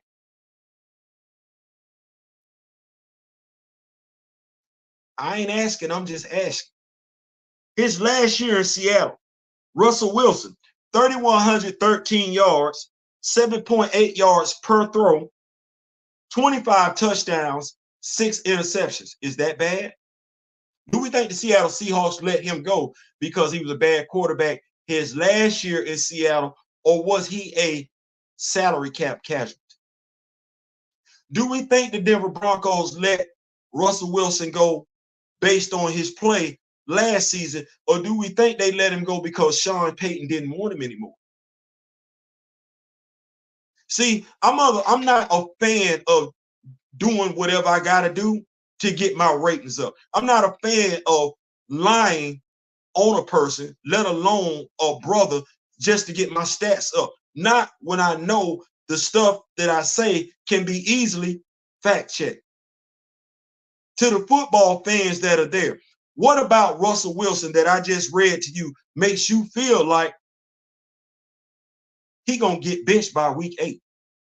And what about you as an NFL analyst or somebody who wants to keep tugging on Superman's cape? And when I say tugging on Superman's cape, I'm talking about mine. Don't tug on my cape, because I don't do this for clicks and likes. I do this for accuracy. If we're going to talk Russell Wilson, you better be able to tell me other than your damn feelings. Let me say it one time.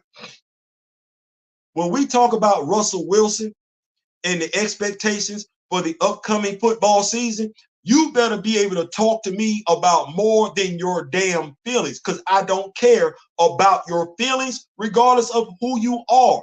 All I'm looking at is the stats, and I'm not going to go back and forth with you about your feelings, because as I said, I care nothing about your feelings. I don't, which is probably why I lose friends when it comes to talking sports, because I don't care about your feelings.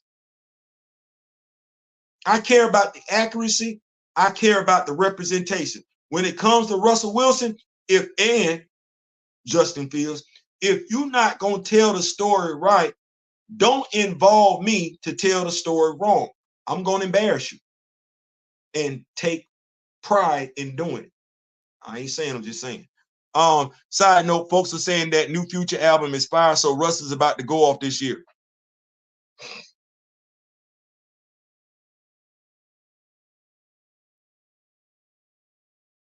I don't even know how to take that. And I'm going to tell you why. Because my question is, are the people that's checking for Future the same folks that's calling Russell Wilson a simp? I don't even know how to be a Future fan when Future and I have something in common. Children. That's it. He's not taking care of his.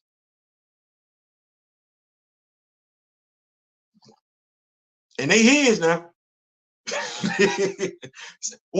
I'm gonna, because I don't even know how to do that. I don't know how to put money in the dude's pocket knowing he ain't taking care of none of the damn kids. Like, I don't even know how to do that one. I don't know how to do that. The only thing outside of getting injured that can cost Russ his starting job would be if he doesn't run the ball at the 1 yard line. That's it.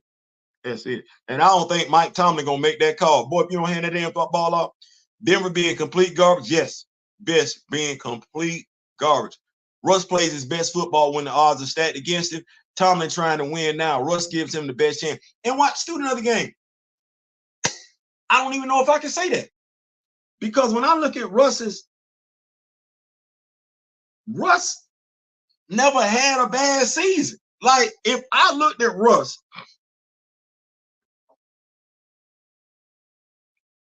what am I looking at?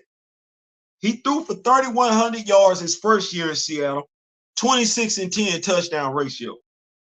2013, his second year in Seattle, he threw for 3,300 yards, 26-9 touchdown ratio. Third year, he threw for 3,400 yards, 20-7. That's the ratio. 20 touchdowns, 7 interceptions. 2015, he threw for 4,000 yards, 34 touchdowns, 8 receptions. 2016, 4,200 yards, 21 touchdowns, 11 interceptions. 2017, 3,900 yards, 34 touchdowns, 11 interceptions. 2018, 3,400 yards. I'm sorry, 2017, 3,900 yards, 34 touchdowns, 11 interceptions. 2018, 3,400 yards, 35 touchdowns, 7 interceptions. 2019, 4,100 yards, 31 touchdowns, 5 interceptions. 2020, 4,200 yards, 40 touchdowns, 13 interceptions. When is he ever? That's when I'm looking like he plays best when his back is against the wall. The dude don't have his back against the wall. There's a narrative being formed that's not true. The dude plays consistently at a high level.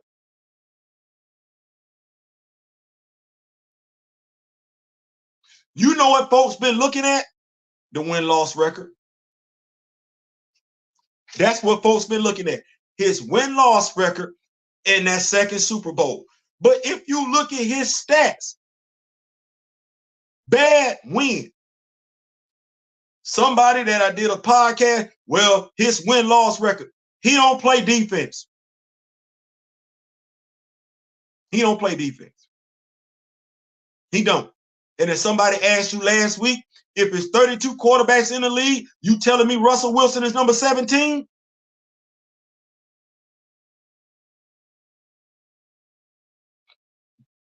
You telling me at any time in his NFL career, whether we talking 30 teams or 32, he's been in the bottom half? See, I ain't gonna never blow up. I ain't gonna never blow up because I keep telling the truth and folks don't want to hear the truth. His last 3 seasons, he would put up big numbers in the first half of the season, then his numbers would drop in. We looking at the totality of it though. It's a team sport. It is a team sport. Because if we say in the last 3 seasons, they went 11-5, 12-4, 6-8. Let me say that one more time. They went 11-5.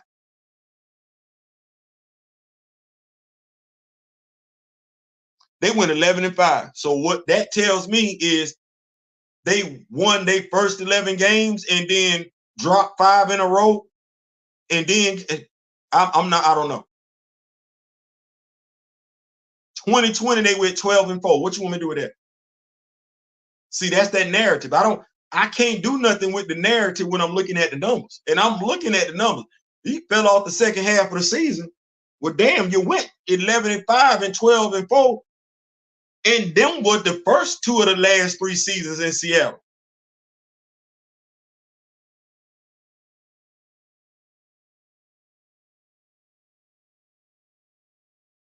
Just gotta paint it to the specs, and Yami's pride is in here. Yeah. So, and watch this. Anybody can pull that up. Anybody can pull that up. We'll say stuff like that. Anybody can pull it up. So now we having a discussion that we got to defend, and it don't make sense how we finna defend it. Because we can't defend that. We can't say he would put up big numbers in the first half of the season, then his numbers would drop off in the second half. And we say that about his last 3 seasons in Seattle. And in 2019, they go 11-5, and in 2020 he go 12. They go 12-4. Something about that don't add up. That sounds like that's a narrative that the media is trying to spin to downgrade his value in the market. The numbers say something different. The numbers say something different. So, and I'm just here so I don't get fined. So, but we're gonna keep the party rolling. We're gonna keep the party rolling. We ain't gonna get stuck on that because ain't no need to. The numbers right there. Keeping the party rolling. We get into what I want to talk about, because that's basically essentially the closer I get to the entertainment industry, I'm noticing that everything ain't being said that's actual factual. No, sometimes we say stuff just to generate controversy, generate talking points. I ain't gonna never make it like that. But Valaverse and G.I. Joe, shout out to my wife. She caught me in a lie. She caught me in a lie. I said I had then messed around and then came up on Valaverse like that, and I ain't had that much G.I. Joe. And my wife said that's not true. That's not true. You got more than that. And I was like, wait, what? No, I don't. She said, like, yeah, you do. You're not finna tell me that. So what I decided to do, what I thought was be interesting for this particular episode, I ain't saying, I'm just saying with the Rock With Me Nation, y'all rock with me like I'm rocking with y'all. I'm rocking with y'all like y'all rock with me. Is let's see, how did we get here? How did we manage to come up with so many daggum G.I. Joe action figures when I assure you that was not the game plan. I assure you that was not the game plan. But the first thing I want to do is this before I get into the G.I. Joe, is I want to talk about Valaverse. First of all, he'll fight for freedom wherever there's trouble. G.I. Joe is there. We know how we got into this. It was the G.I. Joe 12-inch action figures. Y'all know, with the Kung Fu grip. You could comb his hair. Some folks even made the dude bald head, which saved his matted hair off and everything like that. We had the brother, we had the dude, the Caucasian dude had a little cut on his face and everything like that there. And we got Bullet Man with the Kung Fu grip. At one point in time, everybody and their mama had a Kung Fu grip. I was here for it. We was kids then, and we had to depend on somebody else to get what we wanted. We did. We had to depend on somebody else. We grown now though. We grown, and we out here in these streets. We grown. And one of the things about being grown is you messed around. Some of us did. We went from actually playing with them action figures to actually enlisting in the military. Like, I don't know how the hell we did that. We went from playing with a great American hero to actually becoming a great American hero our damn self. Not to be confused with the Greatest American Hero. That's a different TV show. But we became a great American hero. G.I. Joe is there. That said, some of the stuff about G.I. Joe that doesn't appeal to me appeals to me in Valaverse. But what I don't get from G.I. Joe, Valaverse affords me. And I'm thinking that this is a prime example to just bring everybody home together, especially since we consider the fact that Bobby Valor used to work for Hasbro. You know what? Everything is everything. So without further ado, what I want to do, the numbers are there, but you have to see how the game went. I'm a Russ fan, but go watch that playoff block. You one loss. One loss. You want me to give one loss. And this is the thing. We can be a Russ fan, but I'm not finna do that, because was Russ the only quarterback that lost? Is Russ the only good quarterback that has had a bad game? No, he's not. But now we just moved the goalpost. without trying. We just moved the goalpost because it went from he's tailed off during the latter part of the season to now we're looking at a playoff game. I'm not moving that goalpost. If we say he tailed off during the latter part of the season, we talking about the latter part of the season. If you want me to look at a playoff, I'll look at a playoff, but that don't mean his numbers tailed off during the later part of the season. Has Tom Brady had a bad game during the playoffs? Ben Roethlisberger, Joe Montana, Joe Theismann, Terry Bradshaw, Roger Staubach, Fran Tarkenton, Boomer Esiason. Are we sitting up there having that conversation? They tailed off during the latter part of the season, or we sit up there, hey, had a great season, bad playoff game. Bad playoff game. As a matter of fact, as somebody alluded to, Russell's numbers from the year before were awfully close to CJ Stroud's numbers, and folks had a lot to say about CJ Stroud. So I'm going to move the party, but I'm not going to move the goalpost. Not doing that. Not doing that. So, the Honda Triathlon, absolutely. So I sit here with action figures and I'm military. So I'm going more for a military aesthetic, if you will. I'm going for more of a military aesthetic. And in going for more of a military aesthetic, stuff happened. I wasn't even planning on it. Did G.I. Joes walk in the house? Yeah. Joes walked in the house. Stalker walked in the house.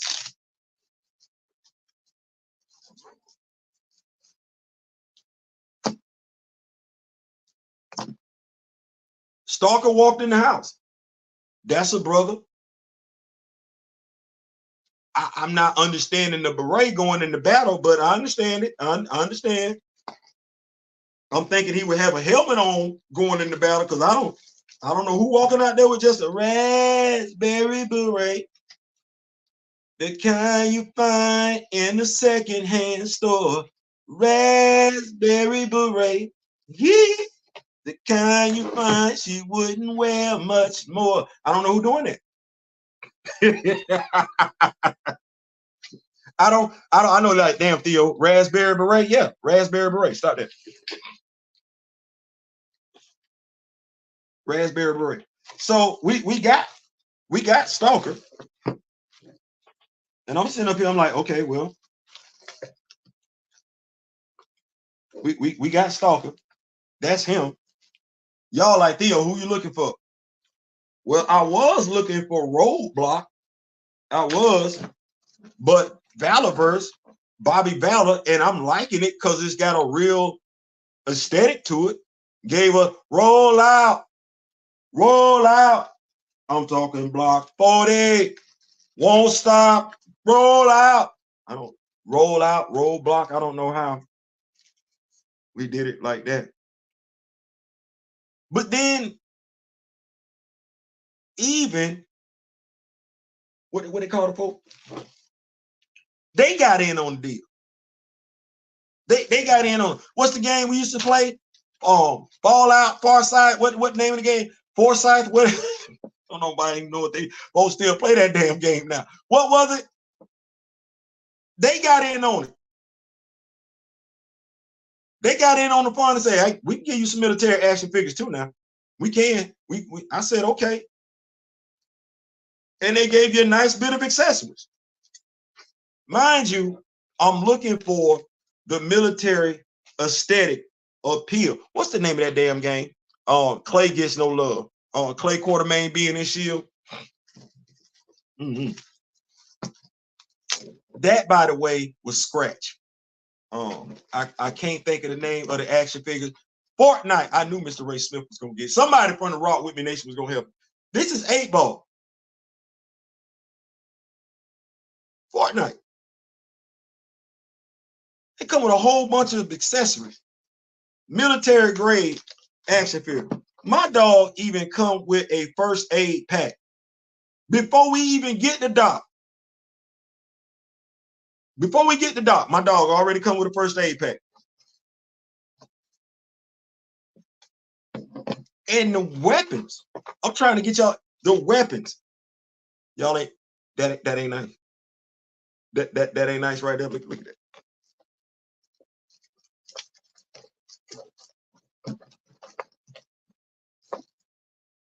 that. That's what he came with. Like that's what he came with. Like that's what this brother came with. Like the brother came with this right here. He like, yeah, I'm popping everybody. This was Fortnite.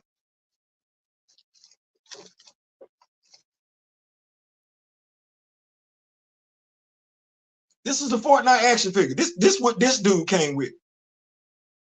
Like, trust me not tell him when I tell you what the action figure we getting for Casper Code, you're gonna be like, oh, okay, never mind, I see it. Not saying that you can't, but he's right. We're gonna put that up and everything like that. Even this one, Scratch, that was 8-ball. Scratch came with some nice weapons.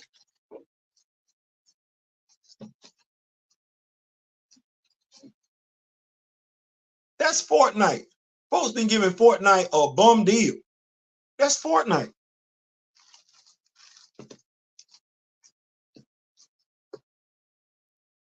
Dog coming with a nice. Folks sleep. I'm okay.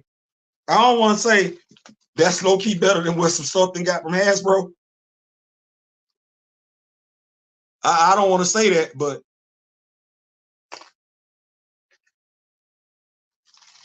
that is Fortnite.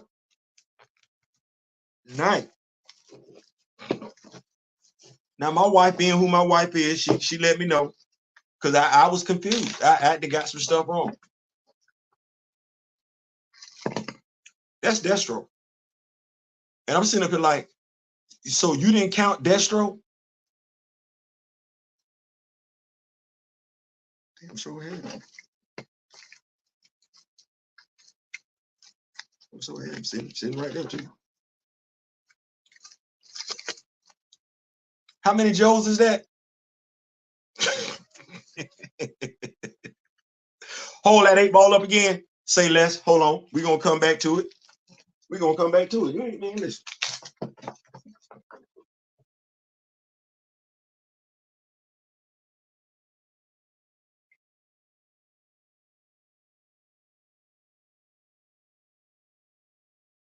Now, I'm not telling y'all something, but he does have toe articulation. Both he and Scratch have toe articulation. Boots up. And then not only do they have toe articulation, but they also have, I want to say, the knuckle articulation, where the knuckles actually flex in and out.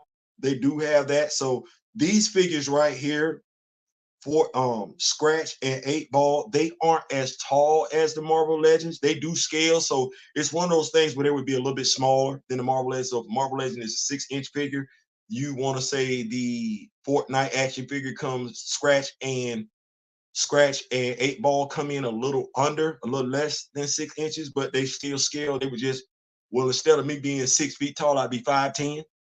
But they scale nicely with the Marvel Legends and G.I. Joe. So keep these notes up and everything like that. So we got that. Kill Switch. Got to get me a nice little sister up in here and everything like that. Me and Mr. Smith, we talked. Mr. Smith went and got Jamie Shooter Craig. We talked about that action figure.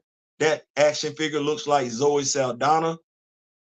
I didn't want that action figure. I don't like the way it looks as far as what military grade looks like. This looks more like a military grade action figure. She's got the Kevlar vest on. And what I did for her, she actually comes with a separate head sculpt, if you will, where she's masked. What I did was, as I went out and I brought a separate alpha pack. And what I mean by a separate alpha pack, I went out and brought an accessory pack that Valaverse provides for the men. And I can tell you that the men's accessory fits the women too.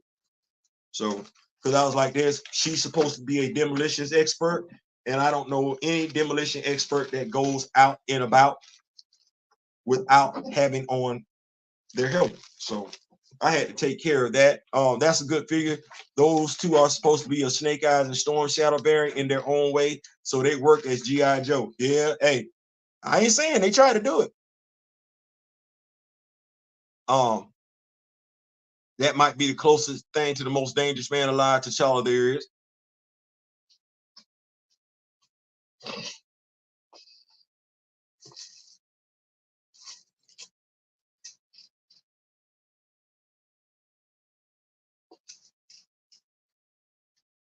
This is my version of T'Challa as the most dangerous man alive.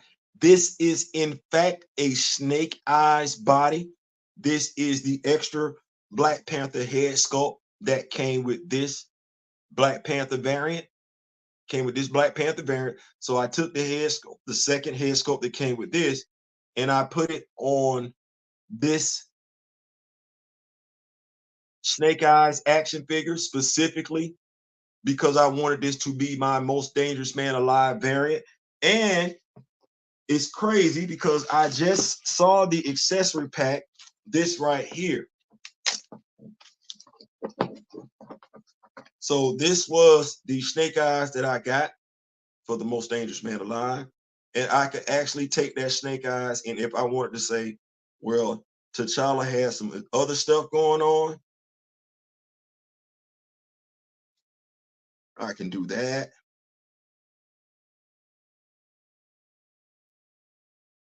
Let's see.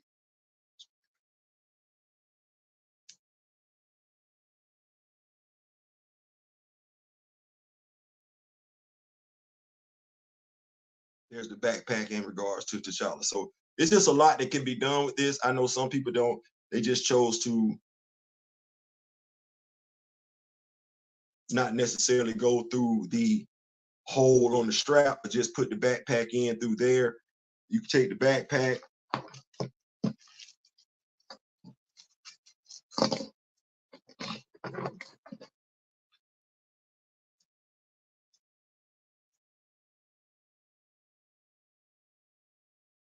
One second here.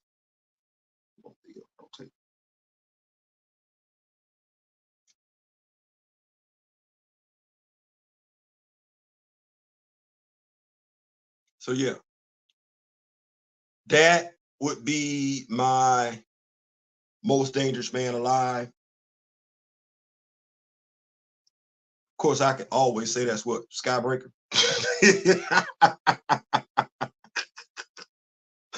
So it's just different stuff you can do to get the look that you want. That's a good figure. Those two are supposed to be. So yeah, just a little something. Oh, I can put that in there. I could, but I'm not. Keeping the party rolling, keeping it going. Now, Snake Eyes, because we got to get the G.I. Joe team represented. Snake Eyes, the Snake Eyes, my de facto Snake Eyes. It's the one that comes with Timber, and I think this is the best Snake Eyes they have out there, bar none. Folks gonna say what they're gonna say, but I think if Snake Eyes was gonna look a certain type of way, this would be it. Yes, you see he's got on basically the right pants, the right military look as far as I'm concerned, combat ready, got his visor. That would be the Snake Eyes. And if y'all are asking a question, Theo, what is it? Well, I'm gonna go ahead and tell you so you don't feel crazy. This is the same action figure.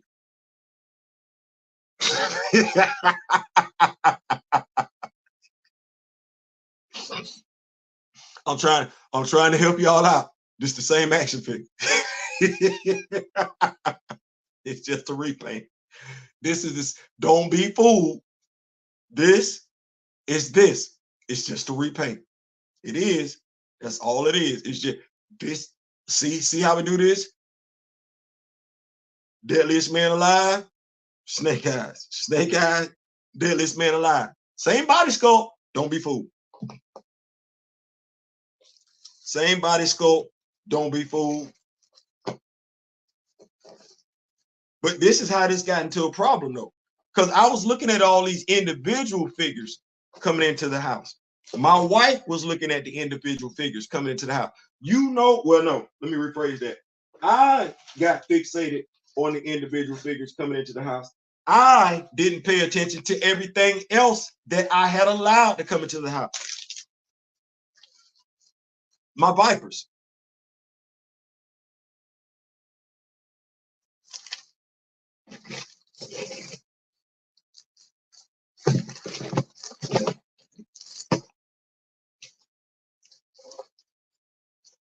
Somewhere along the line, I fell in love with the Vipers. Somewhere along the line,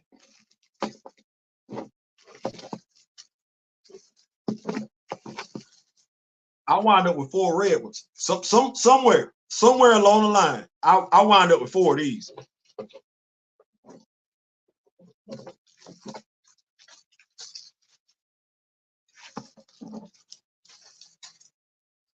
You remember the Cobra Officer pack? Remember the Cobra Officer 3-pack? I don't think I did an open boxing for that one. But yeah,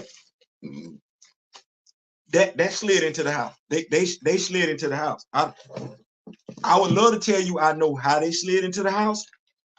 I don't know. Because I can't tell you that the Cobra Officer pack came in the same time that the 4 Vipers came in, the 4 red Vipers. And I can't tell you that the 4 Vipers came in when everybody else came in. I can't. I can tell you that it's 4 Vipers.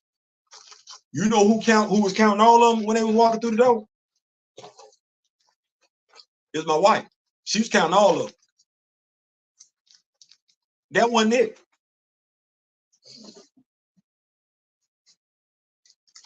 I forgot about them. While I was over here saying, "Oh, I ain't got but like 3 or 4 GI Joes." No, my wife was counting. She was counting the Island Vipers that walked through the door, and I just wasn't thinking. And it's 6 of them. I don't know how that happened. I know I like army building stuff. y'all about to make me spend some money.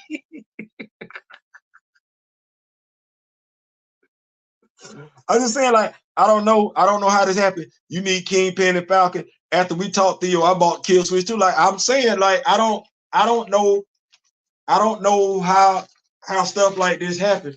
I'll be winding up talking to Mr. Ray Smith. I'll be talking to my brother D-Real, Diabolical Nerd, Kamoyo Kid, Gray, off the book. Yeah, y'all might want to, because we be chopping it up. So my wife like, nah, stop lying. Then I didn't forgot about this.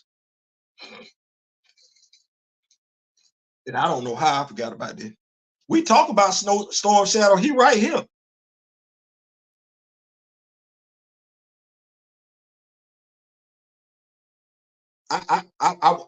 And sad part about it is, me and my brother D Real talked about it. He knew when I ordered him because I said, man, I think I've been holding off on Storm Shadow for about 2 years now because I ain't want to necessarily pay that price.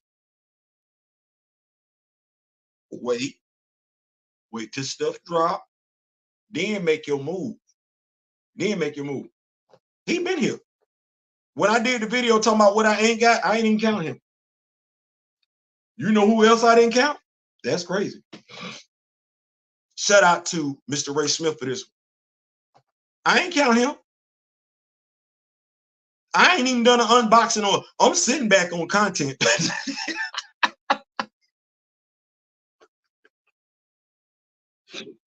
It's content I ain't even used yet because I ain't unboxed it, right? It's so I can still do an unboxing video on this one. Yeah, I ain't done nothing with this. I forgot. I had to do. I don't even know how I forgot. How you forget you got him? Like that should never happen. Well, y'all already know how I feel about this right here. Y'all already know. Y'all already know. I feel good about this right here. I feel good. And if I feel good about this right here yonder, and this why I'm like, hey man, don't sleep on Valaverse. Don't sleep. I got content, don't I got content I could be breaking out. Don't sleep on Valaverse. And if for no other reason, and I had to talk to my elder, because I was looking at my elder, I'm like, Mr. Smith, you tripping. He said, what, Theo? I said, Mr. Smith, if you don't do this, you tripping. I ain't talking about, I'm not talking about her, which, by the way, is better than Jody Shooter Craig. This is a better action figure. I can understand it. You want to relive your young days and everything like that. But this is a better female action figure, military wise, than Jody Shooter Craig. I don't know why she got on sneakers. I don't know why she got on sneakers. You have to do something with that. That's not gonna move me. But I told Mr. Smith, can I say this? You know what? I understand. I'm an understanding person. So I understand it. We grew up on G.I. Joe. I get it. Great American hero. I get it. I'm picking up all that. I ain't even gonna tell you that's wrong. I can't tell you that you're wrong. Because the song, he will fight for freedom wherever there's trouble. G.I. Joe is there. G.I. Joe, a real American hero. G.I. Joe is there. G.I. Joe. That's a great song. That is a great song. I love that song. It's a great song. I'm picking the song up. I'm picking up what they're putting down. I am. But you don't like this from Valaverse.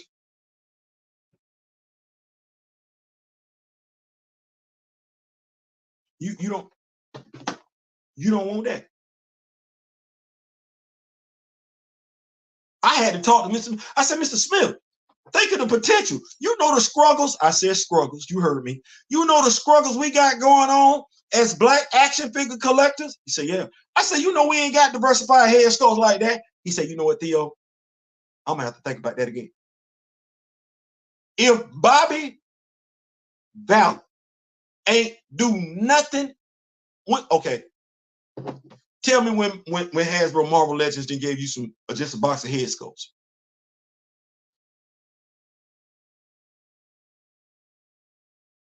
Just tell me when. Tell me when. You owe it to yourself. Excuse me for 1 second, because I'm troubled about something. I got to go see something real quick. Hold on.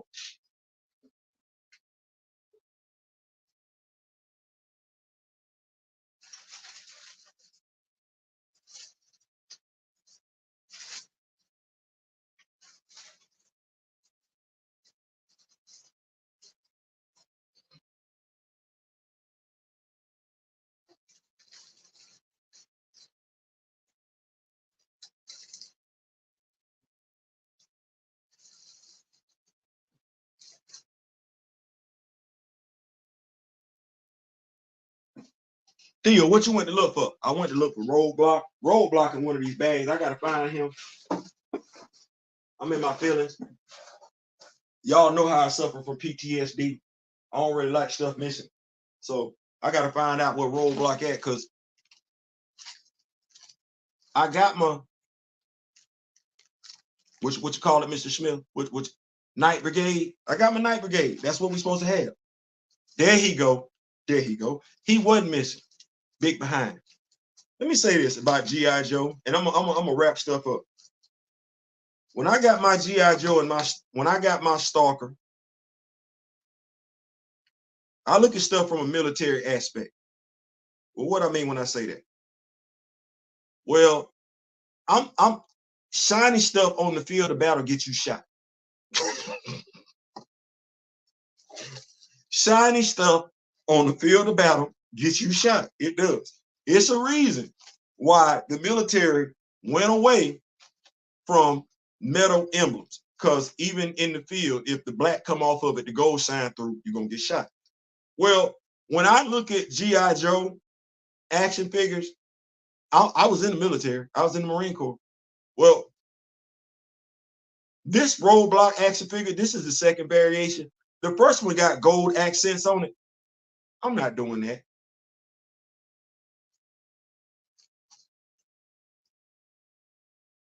Gold on the field of battle gets you shot. But you see how authentic. Now, mind you, I got to go get a helmet for this damn dude because he don't come with a helmet. I might wind up getting, and I don't think a regular size helmet gonna fit on him. Of course, watch this. Do I have to even do all that?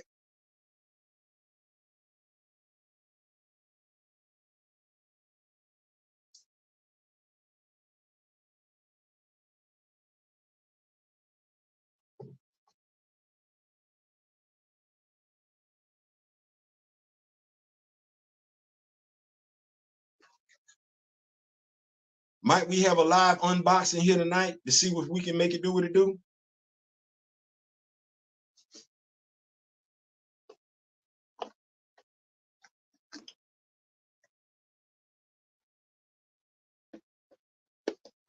We might. We might have a live unboxing tonight. I ain't saying, I'm just saying.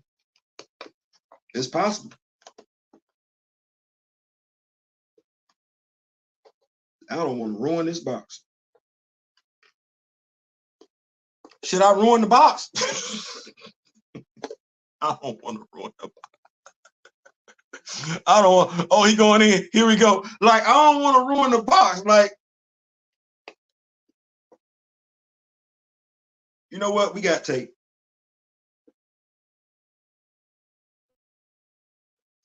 We got tape.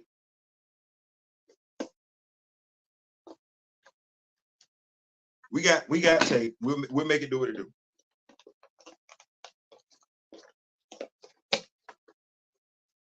Bobby not messing around. He really not trying to have you get in here. So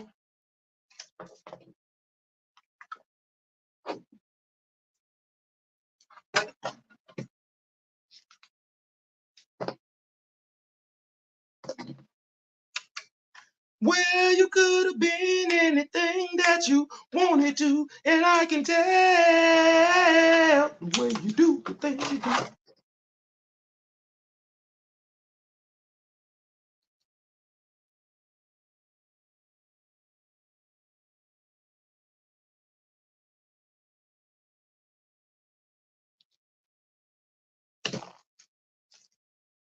So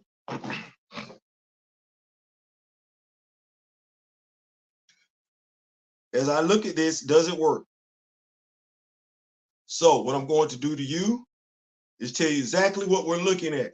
So the head scopes are the same size. That matters. Why?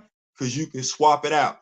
What you need to do though is you will need to either get your Phillips head, preferably your flathead screwdriver, and you will have to open up that hole a little bit more, because this hole on this hole, not on blowback, Lord have mercy. This hole on Roadblock's head is a little bit wider, so you're going to want to extend that, open it up, widen it, so that you could put the head scope on there of your choice. But yes, this works. So if you are a G.I. Joe fan and you love G.I. Joe, nothing wrong with it. You like it. I love it. Hell, I love it. I'm suggesting to you, if I'm telling you, if you do not get this, Mr. Ray Smith, help me out. I think it's $11.99. If you do not pick this up, you are doing yourself a disservice as an action figure collector. You're doing yourself a genuine disservice. This was well worth it. This was well worth it. I'm gonna keep up these notes. It's well worth it. Absolutely. Also, like I said, I got my Snake Eyes here. I got my Desert Brigade Trooper here. I got my, what Garrison Cavalry here, and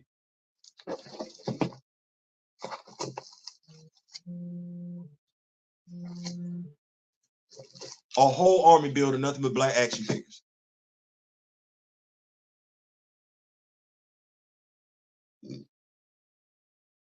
Even the Garrison Cavalry headgear, the gas mask, that's the only one in this pack that has a black face. Appreciate that, Bobby. Good looking.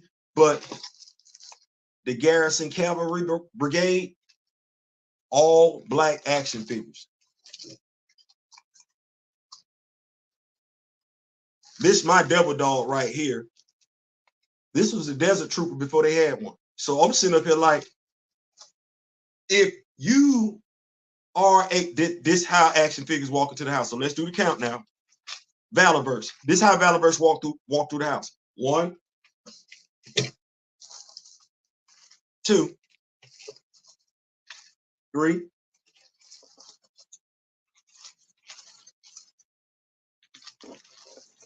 4,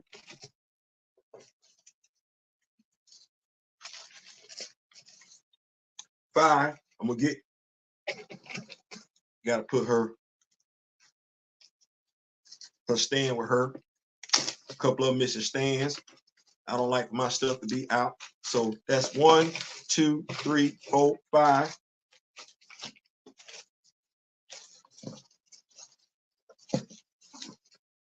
6.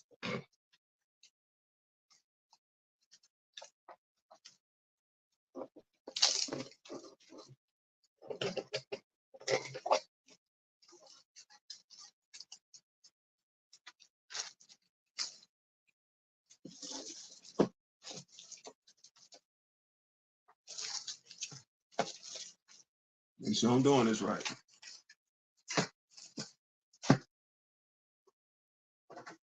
7. 7. 8. I don't even know how that happened.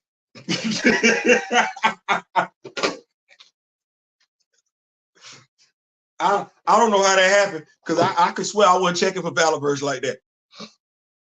1999. Here we go. Yeah. I don't know how that happened, because I wasn't checking for Valaverse like that. I did not know that I had that many Valaverse action figures. I didn't. But clearly I do. And if you like the military aesthetic of action figures, it's gonna be something that you could easily find yourself doing. And if you wind up chopping it up with Mr. Ray Smith, Kamoyo Kid, Gray, D Real, yeah, it'll happen. It'll happen. It'll happen quicker than you think it will too. Because you be like, wait a minute. Mind you, we don't be looking at expensive stuff. We don't. We very, very much believe in being, careful with our dollars. So we make it do what it do. But in doing that, I'm gonna say this because I feel pretty good about it. I like my military action figure collection. Some people have more, some people have less. As y'all can tell by now, I have a tendency to focus on me. And that's big, because what I get out of this is this. And I don't know if it matters to you. If it doesn't, it doesn't. It does, it does. Every time somebody comes into my home, regardless if it's a male, I always walk them to the back office, my office. If it's a young black male child, they got to come here, because I need them to see them. I need them to see them in all their glory, because I know they can go to somebody else's house and see something else. So it's important for me, when kids come over, visit my daughter, her friends, male, female, don't matter. Age don't matter.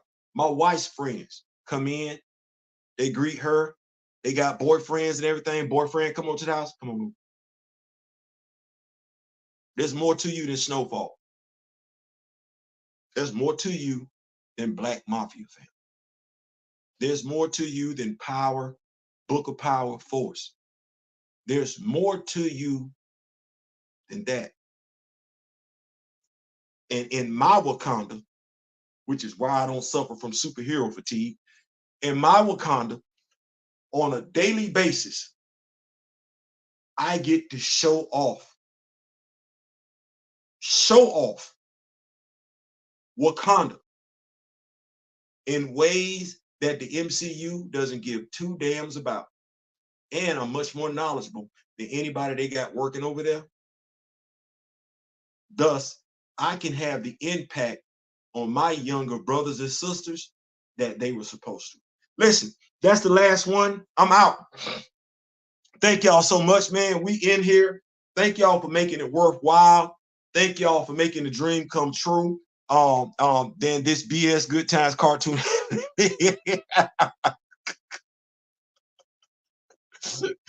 We say not tell them that's amazing, and just small moments like that will inspire their large minds at such a young age. All it takes is an idea. That's all it takes, and that's what I'm here for. So my goal is to be that. Inspect what you expect, and what I expect out of my Black leaders, Black people in the entertainment industry, is to move that needle forward in regards to Black imagery and Black representation.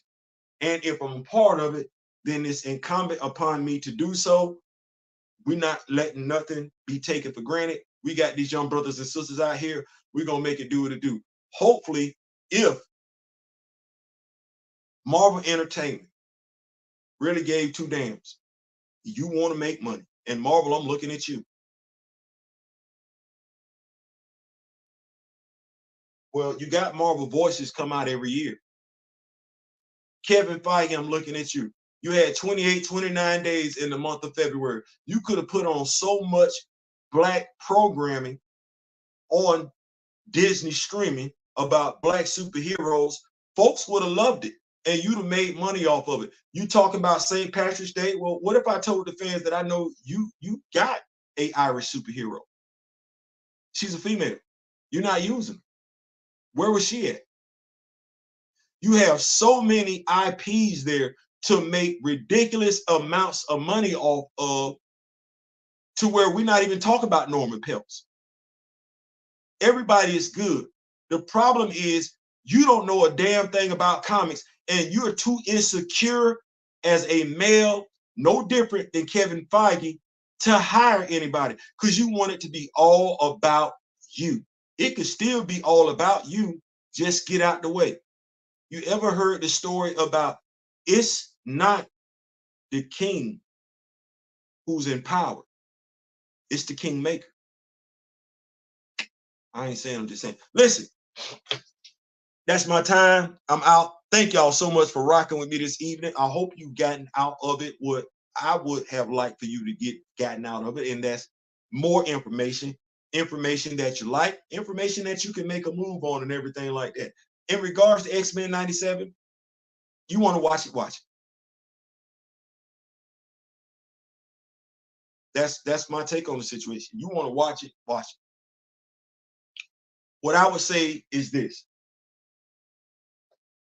You want to watch it, that's fine. Watch it.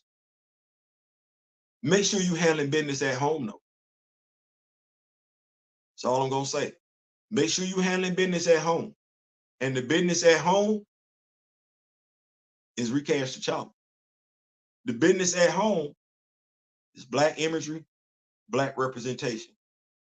Let that be what's at the forefront of our discussions. So folks understand, we're comic book fans, but we ain't forgot. We ain't gonna forget. I ain't saying, I'm just saying. Listen, y'all already know how I like to end this. I want to make sure that I can talk to you. My brother D Real gonna be coming to y'all tomorrow and everything like that. So y'all make sure y'all got y'all notifications on. We want to talk to you and not talk about you. I ain't saying, I'm just saying. Peace.